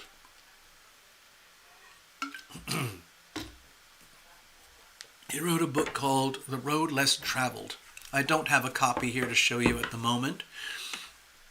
So Nakia, the reason I'm going on about the subject of love is because, you know, maybe it's time to talk about it just a little bit before we dive into the reading. So when I do personal readings and they happen to be with love and they are in private, we open up a whole new spectrum of spreads and cards and all of that. But for tonight, right now, we're going to try and keep it simple. And in order for a reference, I want to have a measuring point for a definition of love, and it doesn't have to be appropriate for you, but I just want to do it. I'm doing it for myself, really, and it kind of goes something like this, if I can remember. It's from Scott Peck, and it's roughly like this. Love is the willing, conscious, deliberate decision to go above and beyond your own personal comfort zone in order to accommodate and nurture the spiritual growth of a significant other, purely for that purpose, above and beyond your own personal satisfaction. In other words, we're talking about the kind of energy where, in a really loving relationship, do you want to be happy or do you want to be right? In other words, here's an easy shortcut to look at it. There's this saying that guys use sometimes, like, happy wife, happy life, wink, wink. And what happens is the men deliberately retract some of their ego energy in order to be right and be the boss and in control. And they defer and default everything to their wife, you know. In other words, like, I just want her to be happy. So she wants a new set of ovenware. And I like cast iron and black, solid, heavy looks. But she wants the new super light, ultra non-stick. Okay? Am I going to go into a fight about that? Do I want it? Do I want her present to make me happy? No. It's about like, well, you want that super lightweight, non-stick, super advanced stuff? That's what we're going to get. Of course, you know, it might not match. But anyway, you're kind of going out of your way. Or it might be to do with a pet or a child or something. Maybe there's a child who's very sick and stubborn and difficult, but you love them anyway. The child drains you of energy, and you put more and more energy in, and sometimes you get lost and confused. Love might be... Now, so there's so many different versions of it where it's nothing to do with getting all warm and fuzzy or aroused or having your endorphins flowing or your all those happy chemicals flying around in your body and like you're permanently in a state of ecstasy. You know, that's one component. That's more to do with the fifth house, like I was talking about earlier. But what happens is there's this progression. People want to start, oh, it just feels good. I like you. Next, oh, wow, we can hook up. That's really good. Next, let's get married and make babies. And the next thing is like, oh, we have to have a home and joint finances and mortgages and credit cards. And what was light and easy and fun and, let's say, marginally disposable suddenly becomes a big freaking nightmare. So there's different nuances and layers. Given all of that, let's just go back and use the word love. In your context, in your reading, now that I have disclosed a definition of love on the channel as a reference point. I'm not saying you have to love according to what I just said or what Scott Peck says. All I'm suggesting is that for me, that's a very, very powerful understanding of what love is in the deepest, most powerful sense. But we're not discounting all the other aspects of love, okay? So let's have a look.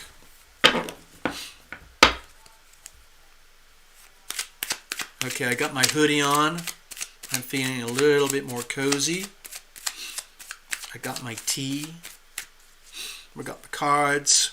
My voice, my throat is getting very fragile. Sorry about that. I can feel it. I've done very little talking or conversation over the last couple of weeks.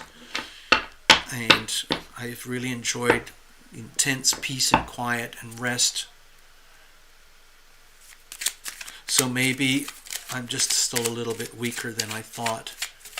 But anyway, we're still good, okay? Nakia, let's have a look here. What kind of messages do we have here tonight for Nakia? Again, let's bless the deck, bless every single card. Bless you, Nakia, for being here and being so generous. Okay. All right, here we go. Here's the situation. Here's the challenges. Here's how we're going to handle it. And we're doing this in the context of a brand new Capricorn new moon at the very beginning of 2022. Is that significant to your reading or not? I don't know. Let's have a look, see what's going on. Okay, 9 of Pentacles. Wow. Okay, I'm getting a very strong message here very quickly. Okay, and I'm going to try and convey it as clearly as I can before I lose the theme. Okay, it's a beautiful card. Okay, Nakia. And this might sound a very strange way to interpret this card, but what I'm feeling here is that it's like a message. Please do not expect personal fulfillment to come to you from an external source that can be measured or valued according to a scale of how good is this for me, Nakia, like loving. How loving is this out of 0 to 10, and if it's a 9. Instead, what I'm sensing here for the 9 of Pentacles, it's very much about you taking care of yourself first and foremost regarding love, and creating your own sense of independence and wealth and abundance, where it's like you completely obliterate any kind of need or expectation to have some kind of vacuum to be filled up by someone else in the context of what you might call love or a loving relationship. Instead, it's a powerful message here. Mind your own business. I'm saying that in the nicest way possible. Literally, take care of yourself. Mind your own business. Build up your own personal wealth and abundance and self-satisfaction without any expectations of reciprocation from anybody else. And then once you're at this point of, let's say, being a self-made person. Now, I'm not saying you have to be rich.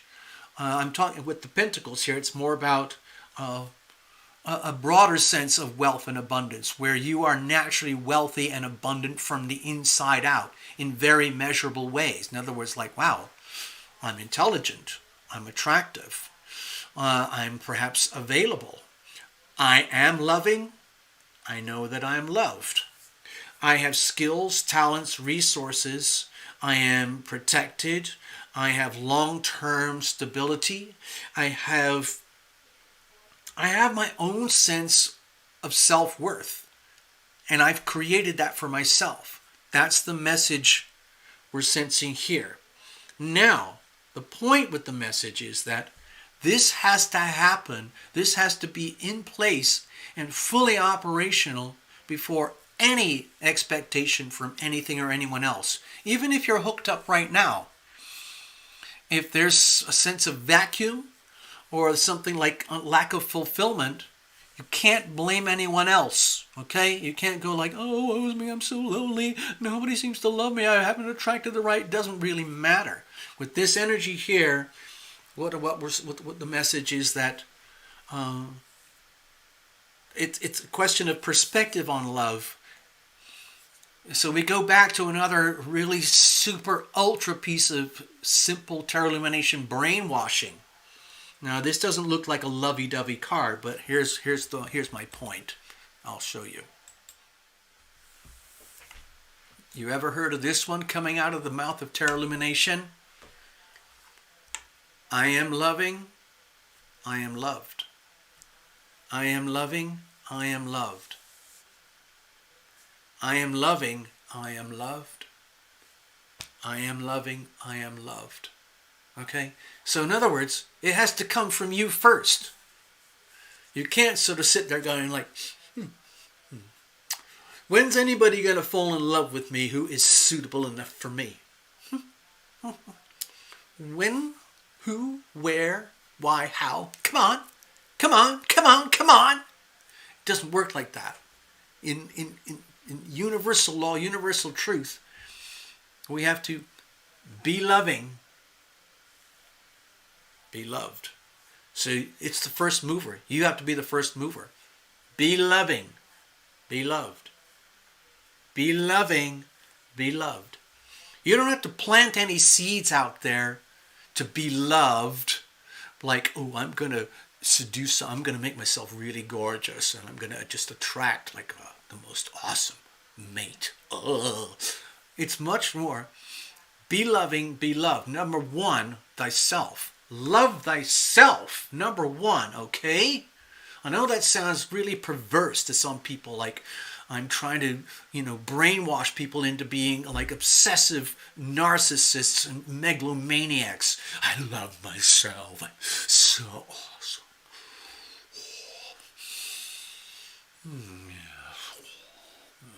No, no, no. It's not that at all. It's love thyself. Be loving, be loved. Number one, love thyself. What's the most loving thing that you can do for you right now? Do you need more rest? Do you need to clear up a confusion with another person? Do you need to improve your health? Do you need to pay attention to your finances? Do you need to reconfigure your wardrobe? Do you need to take a vacation, even though finances are tight? All sorts of whatever things are. Be loving, be loved. Number one, love thyself. Then you are loved in return. It creates an auric field.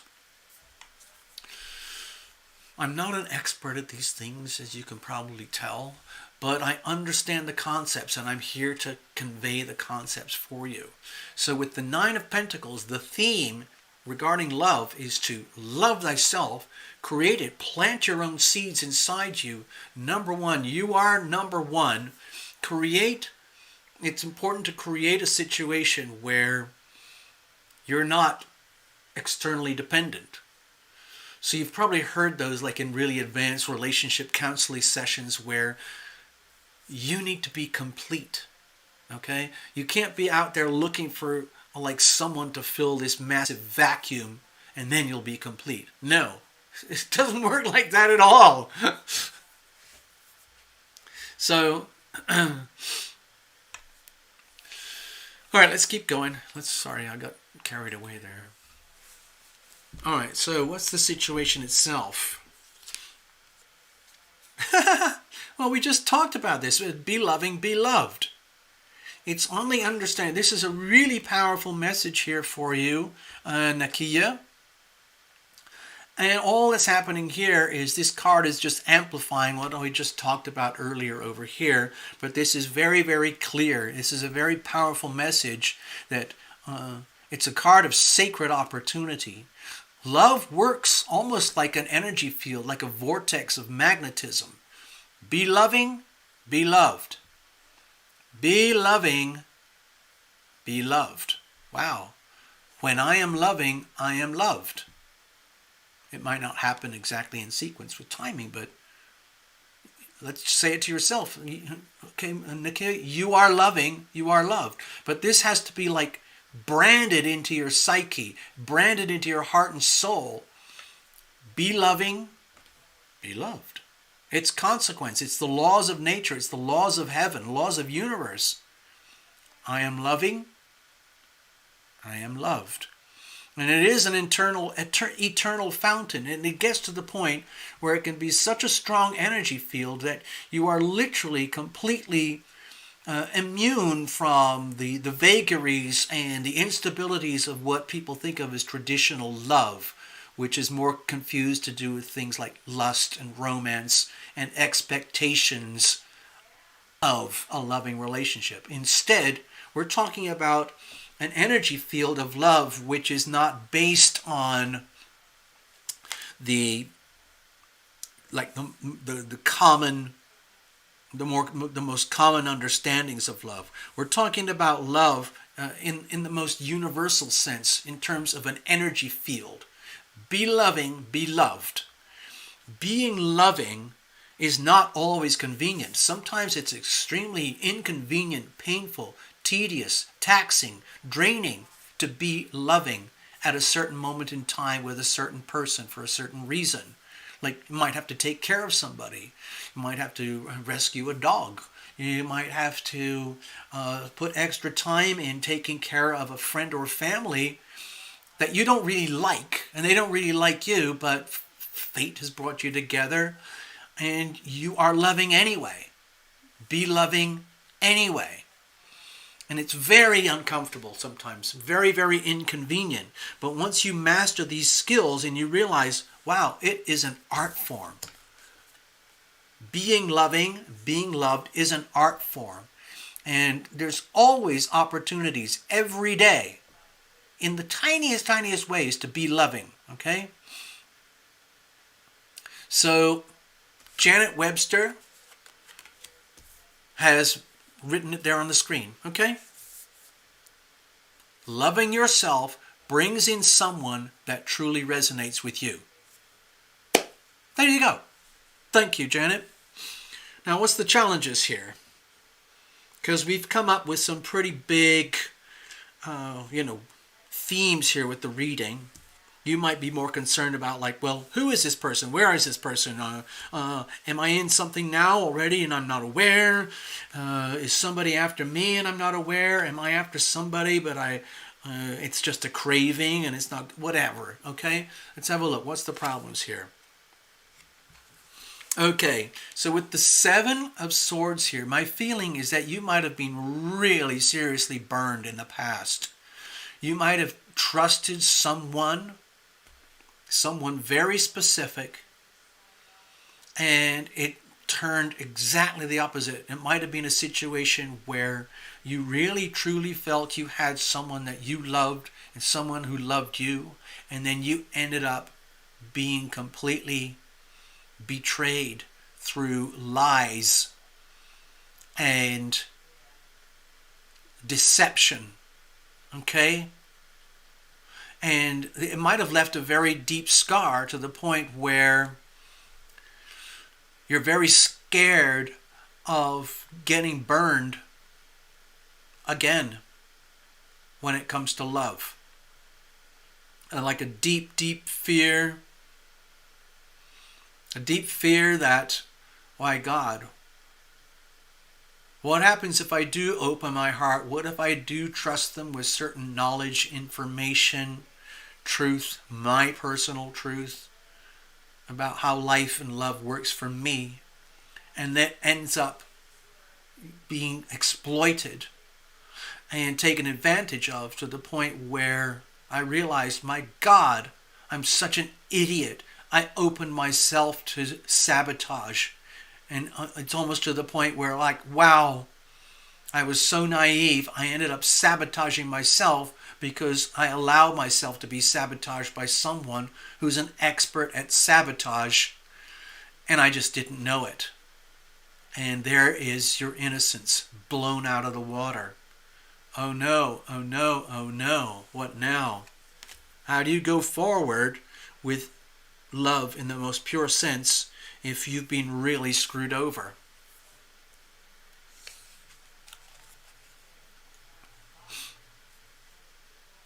Let's have a look here. Okay.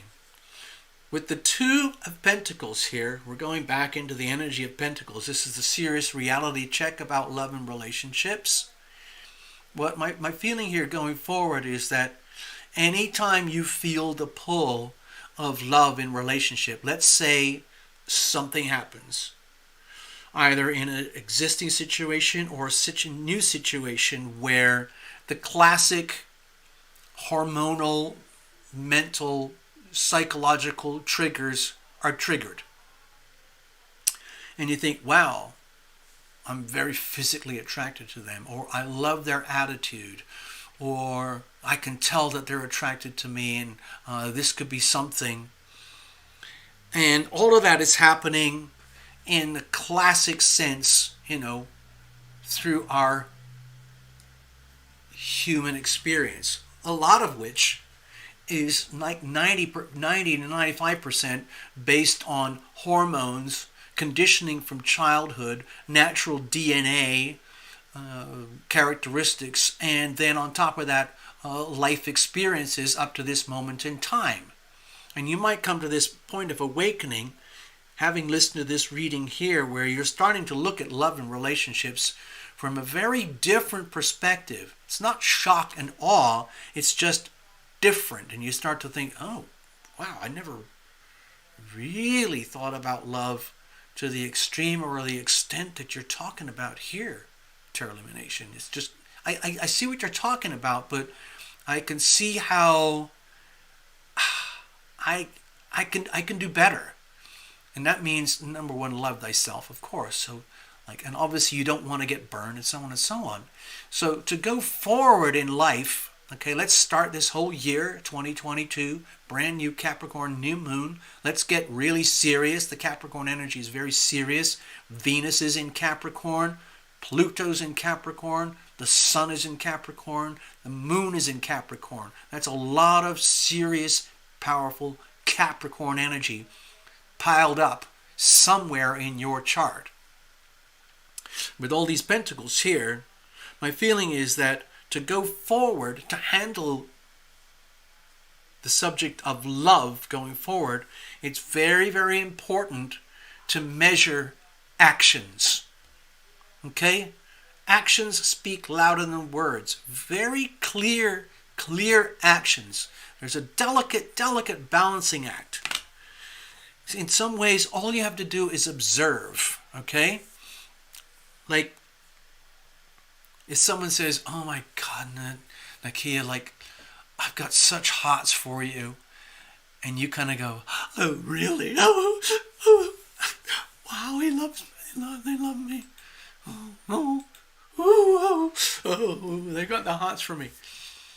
And then next thing you notice, they're saying something similar to someone else. And then that makes you kind of go.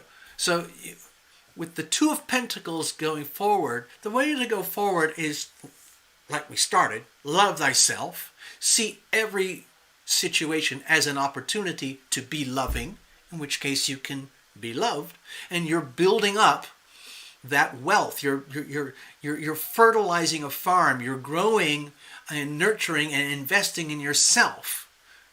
Being loving, being loved. Obviously, you have some history, and you might have been, it looks to me like you might have got really burned unwittingly. So that exposes your naivety and innocence to some degree. So going forward with the Two of Pentacles, it's very, very, very important to let actions speak for themselves. Just all you have to do is just be you, be loving. Just continue to be loving. Just invest in yourself. Love thyself. And if you attract someone who wants what you've got, or is attracted to who you are and what you've got, let them demonstrate through action. Okay? Very, very delicate observation of the minutest details of their actions. And then make decisions. Do not make any decisions until you have a very clear, proven history of actions. Love is as love does. Okay? We could almost leave the reading like that. Okay? Love is as love does. Okay? So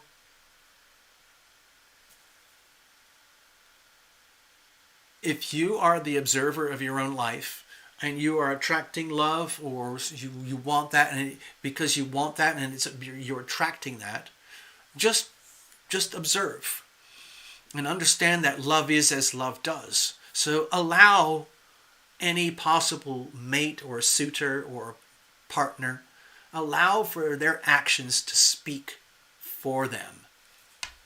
Okay?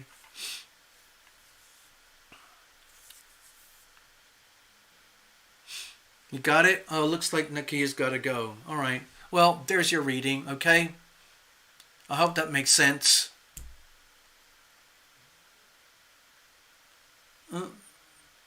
Nakia Lindsay, Capricorn Rising. Did you say Capricorn Rising? Oh, wow.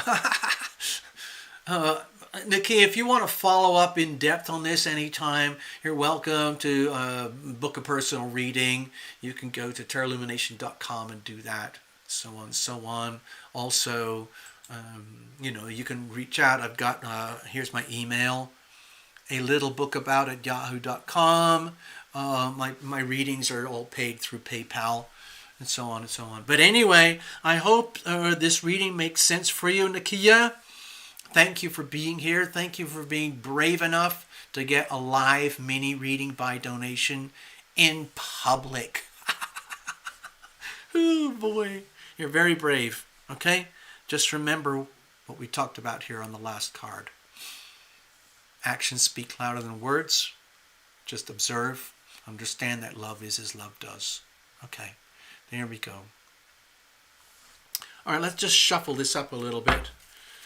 Wow. Hey, necessary. I don't know if I'm going to be able to do this group reading thing. We might be able to save it till next week or something, but I might need a break or something. I don't know. We'll see. Thank you, Janet Webster. Thank you for that. So, Nakia, I hope you got something out of that reading. If you're a Capricorn rising, then maybe it might be an idea to invest in a full-on personal reading to set you up for the year, because this is a really big year for Capricorns to start off the year like this with a huge Capricorn new moon and that massive stellium. And you've got Capricorn rising. Okay. No rush. I just wanted to put that out there. I do personal readings, and it's on a whole other level to what we do. I mean, it's very similar kind of experience, but it's private and it's all recorded and so on. You know. Anyway, Tina, you're up.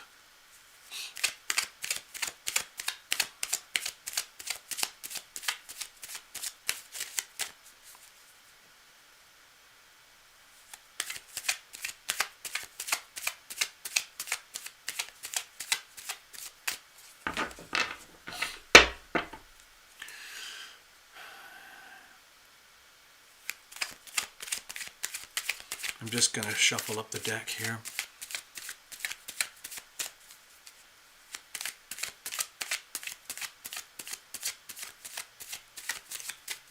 Super duper.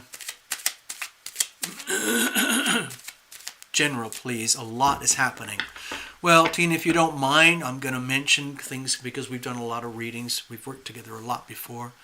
Almost everybody here, a lot of the people here know each other. I see another visitor. I can't read their name or their language. I'm sorry, I don't know what that is. And it's over there in the chat. I don't know if anyone can see that. No, I can't. I don't know what that means.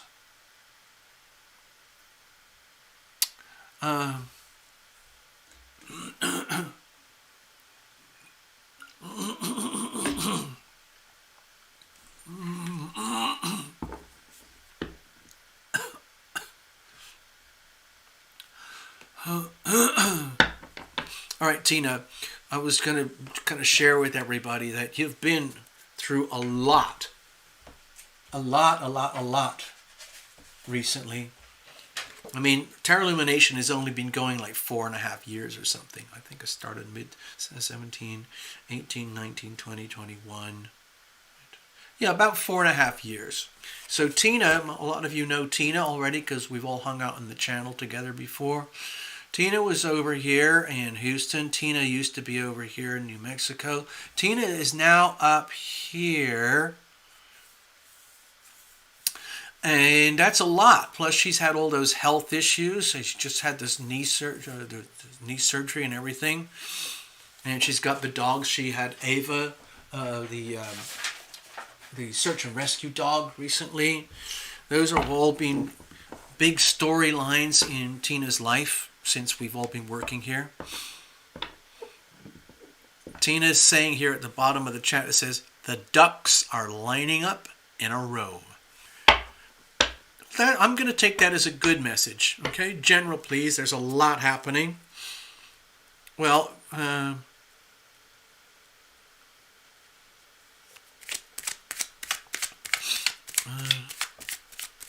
you know, with a complete change of life and everything, change of locations, big leaps, big steps. Yeah, I think they all know. I think everybody here, Tina, knows a lot about the history of your events recently. It's been a tremendous amount of activity. Excuse me, I just dropped a pile of cards. I have to reshuffle everything.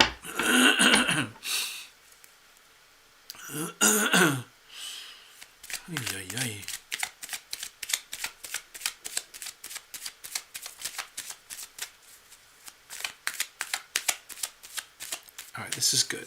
This is good. All All right, what kind of messages do we have for Tina tonight, given that she's been through so much? Here we go.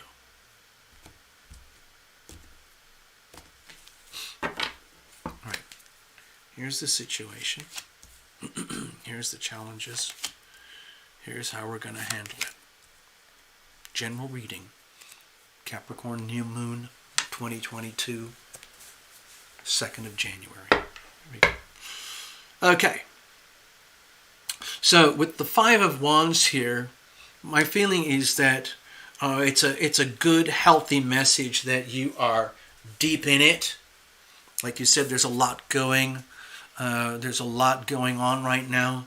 So without going into any detail, okay, this Capricorn new moon over here, to me, it's very significant for everybody. But if anyone has prominent or, certain specific Capricorn aspects in their chart that actually show up, like you have a planet in Capricorn somewhere in your chart, the Capricorn could be anywhere, Tina knows her own chart pretty well, as far as I recall. But we kind of do shared readings here, and a lot of us have shared a lot of our own understandings live like this. So my feeling is, with you, when you said a lot is going on, this is very starkly and vividly shown up here in the Five of Wands, where it almost might feel like it's overkill, like it's like having accepted a challenge, risen to the challenge, and realizing like, wow, I really did dive in the deep end. But it's good. This is good, wholesome. There's something really good and wholesome about this energy, okay? The Five of Wands, it's almost like it's getting the chance in life to really stretch yourself and come to terms with yourself and come into your own strength. And sometimes that can only happen through like the external feedback. Okay, look, Tina's just said right there, Capricorn moon. Okay, so this Capricorn energy is very strong for Tina right now, highly relevant for her life and for the year ahead. Okay, so Tina, hi. When I see the Five of Wands there, it's almost like, yeah, I know what you're talking about, TL. And I'm here saying, I know what you're talking about, Tina, when you say there's a lot going on. There is a lot going on, but you're more than capable of handling it. Not only that, to me it feels like it's actually kind of fun, kind of joyful, kind of rewarding, where you kind of get to flex your muscles, the Tina Miller muscles, and you get to kind of reconfigure your life in such a way like, wow, I could have easily given up on life and just turn into like a swamp of misery. But having been bold enough, courageous enough, and having enough self-love to go forward, I can see now that I've actually kind of like triggered a whole new life ahead.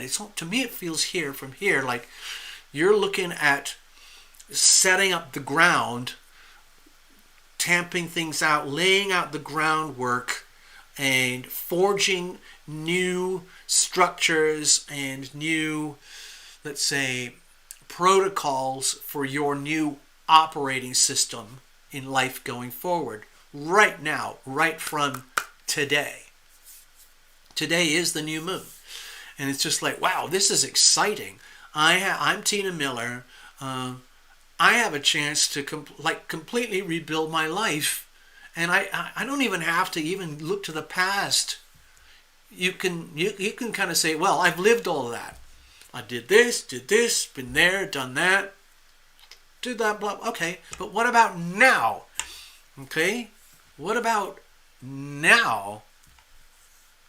To me, it feels like it's really about, let's seize the moment here. And let's like roll the sleeves up. Let's really, really get stuck into this new life, this whole new world. We're going to do this. We're going to frickin' do this. Okay, bring it on. Come on.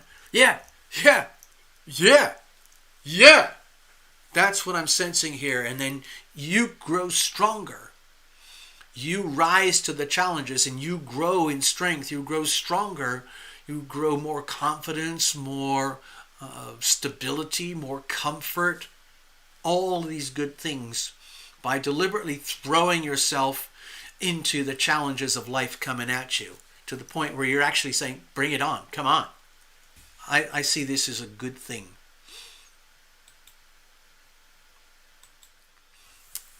Okay, not only are you invoking the challenges, you are rising to the challenges, and I believe that you will thrive accordingly. Let's have a look. What's the situation itself? Okay. Peace. Peace, peace, peace, peace, peace. To me, it feels like you're at the very, very early stages of building a whole new life, which we already know about because you already just did this huge move from Houston over to, I think it's Helena, Montana. Let me see if I can get the map again here. I think that's right, if I can recall.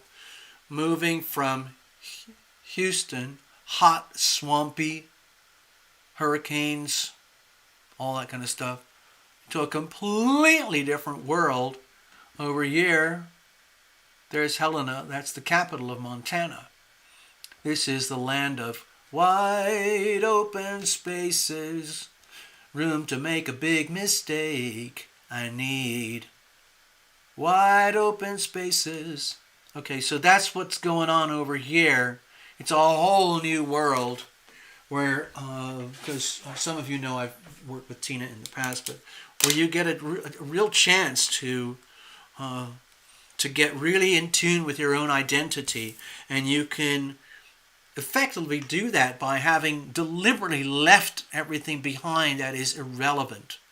In other words, the only thing that counts right now is peace, tranquility, and the vital essentials of life going forward, and then letting the journey play out as you go. When I used to have my apartment in Los Angeles, I had a lot of tenants over the years. A lot of people came and lived at my place, and that's how I helped myself to pay rent and so on. And whenever I would put out an advertising for looking for a new tenant, I would always have the same kind of criteria. It's a perfect situation for someone who is moving through life. You got your backpack, a computer, a smartphone, and one suitcase. That's all you're going to need here. Everything else is provided. Come on in. Enjoy my little Zen sanctuary. And a lot of the time it worked really well, but in the end, I got burned by some really bad tenants. I got totally destroyed. And so that chapter of life is over. So for Tina, for yourself, the situation right now is literally keep going, rise to the new challenges, and do not look back. There's nothing in the past that is relevant or worthy or appropriate for you. Everything is now in the future and the present.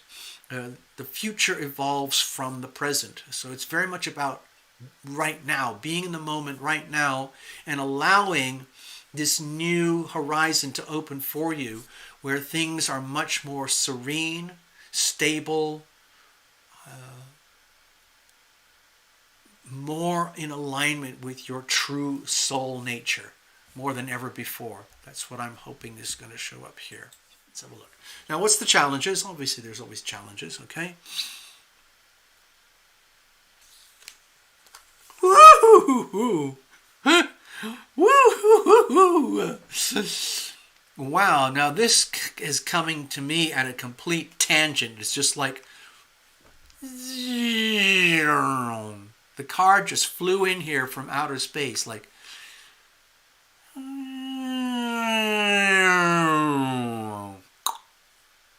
have you seen those like sci-fi movies or something, and they have a spaceship And the way they do it with the CGI special effects, it makes it look like it's coming from, way, way out, deep out in the universe.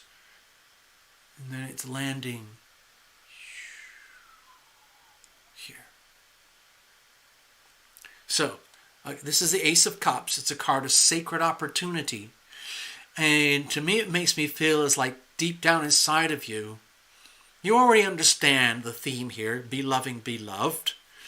You are loving, you are loved. But because of life experience to date, because you've had some really horrible things happen to you, even though you are loving, okay? Even though you have been loving, you were loving, but where was the reciprocal, okay? So you might live in deep fear like, hey, to Lumination, thanks for saying things like that. I am loving, I am loved. Yeah, that's great. Be loving, be loved. Yeah, that's great.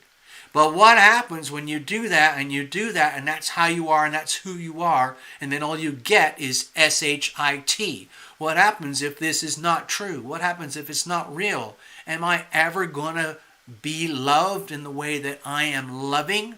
Is that ever really an opportunity for me? Seriously. Okay? You might have serious, serious doubts about the core concepts and meaning and energy field of love, simply because you might have been so badly burned in the past. So, the thing is, with this new environment where you're being challenged to rise up and shine,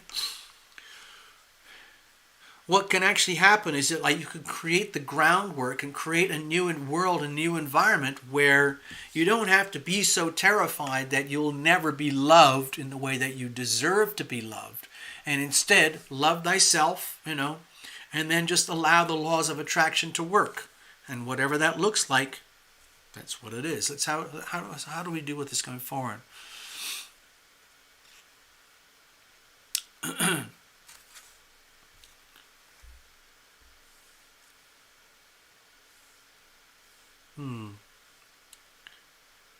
All right, let's have a look here. How do we deal with this? Okay, it's kind of having to lean on the fates. It's having to understand, obviously, that there's going to be up and down moments. But what I'm sensing here is a much deeper kind of energy field where it's like this sort of like wow, wow, wow, science fiction type thing going on here, where all the elements of the universe, earth, air, fire, and water that we talk about here on planet Earth with the astrology, Which ones are they? Earth, air, fire, water. I can't remember how they work, how they're aligned. But anyway, the way to go forward is on the understanding that life does go in cycles and in waves, and that it's the way I look at it, it's really important to understand that you have probably been through the down cycle, okay? And that it is very natural for things to pick up. Cyclical, like the planets, okay? Like the moon. It's all sine waves, Sine waves. This is a sine wave, okay? Sine waves. It's the whole universe is like kind of built around wave particles, wave matter, wave behavior. So like full moon, new moon, full moon, new moon, full moon, new moon, full. I don't know. Daytime, nighttime, daytime, nighttime. Spring, summer, fall, winter. Spring, summer, fall, winter, and so on. Spring, summer, fall, winter, and so on. So these constantly repeating cycles. So the way to go forward is to understand that what you're actually doing is you're setting the stage for nature to work for you, where you don't have to force nature, you don't have to force fate, you don't have to push or anything. The important thing is to completely go with the flow and the ups and downs every day. There will be up moments every day. There will be down moments. The important thing, I think, here in the situation is that to understand that you have chosen to create a new life, to completely upend everything you've known and start from scratch.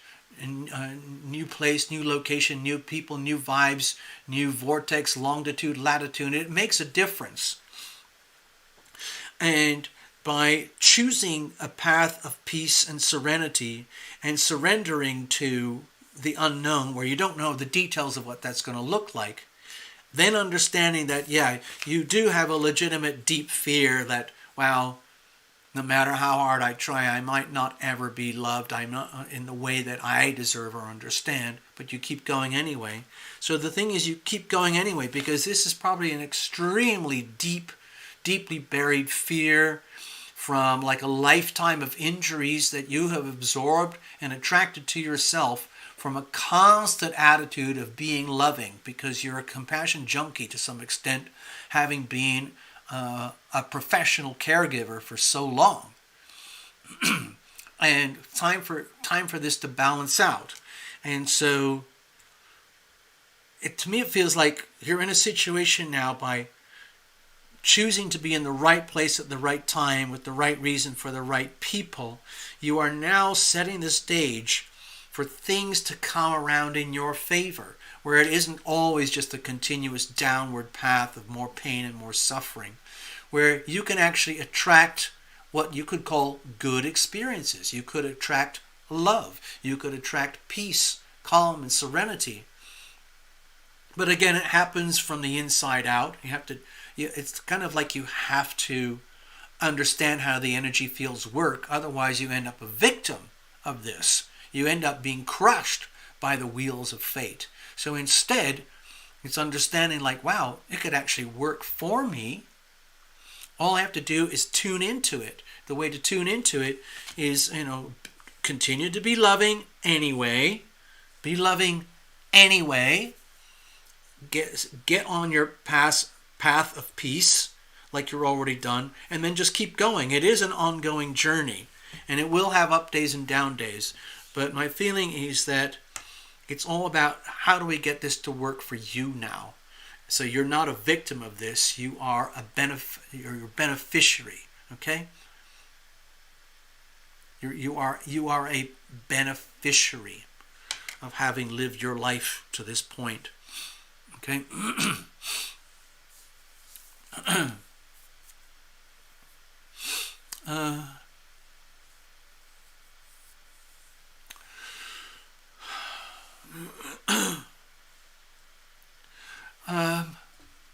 Hey,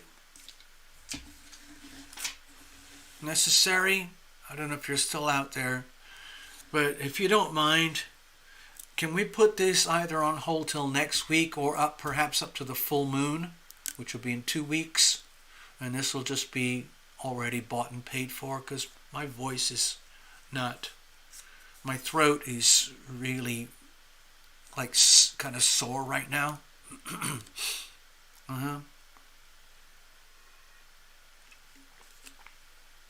So I'm going to hang out here for a moment.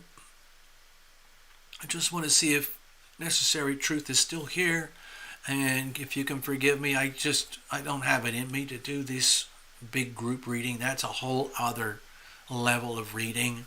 I don't think I can handle it right now.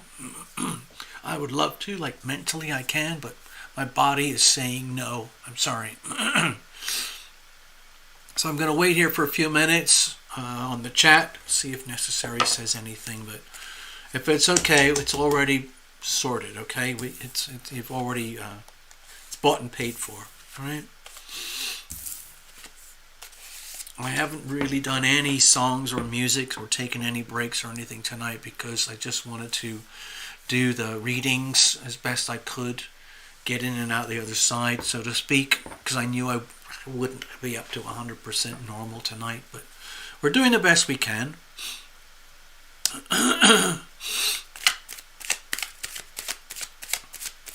Oh, the ladies are talking about their doggies. All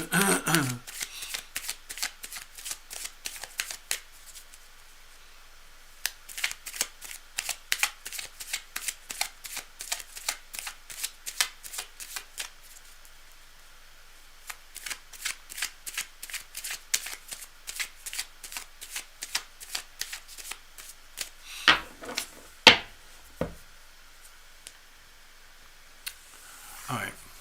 Okay, I'm going to switch over here and hang out with you guys for a minute.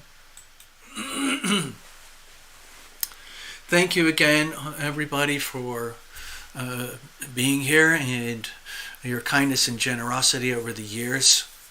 I welcome to a couple of new people as well. It was a real pleasure to read for you. Hope to see you all again. Yes, Elizabeth, it's too late. I'm sorry. I'm sorry. My throat is really sore and kind of tender right now. So if I owe you a reading, we'll have to do it another time. Do I actually owe you a reading, Elizabeth? If so, I'll create a magic post-it note for you and I'll put it on the stack.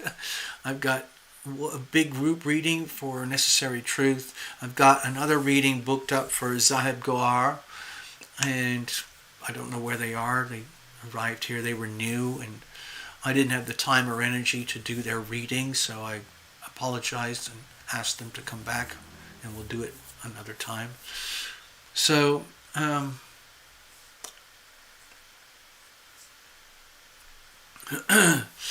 right. Okay. Yeah. It's funny hearing about the dogs. It's very interesting to me. I like hearing about their adventures. It's okay, Elizabeth. You didn't know. I didn't. I don't really announce my shows hardly anymore. I'm probably going to cancel my constant contact type of bulk email thing because it doesn't seem to make any difference. So I wish I could do more, but I'm kind of at my limit tonight. So I think what I'm going to do is just gracefully bow out. I'll put a little bit of music on so everyone can say goodnight to each other, and I will fade away gracefully. Okay? Hope we all have a super 2022. And I'm available. I love doing personal private readings, so don't forget about that. If you need to, you can book something through the main website, or you can write to me at my email down there on the stage, and so on. And that's it. Be loving, be loved. We said that enough times already tonight. Take care, everybody.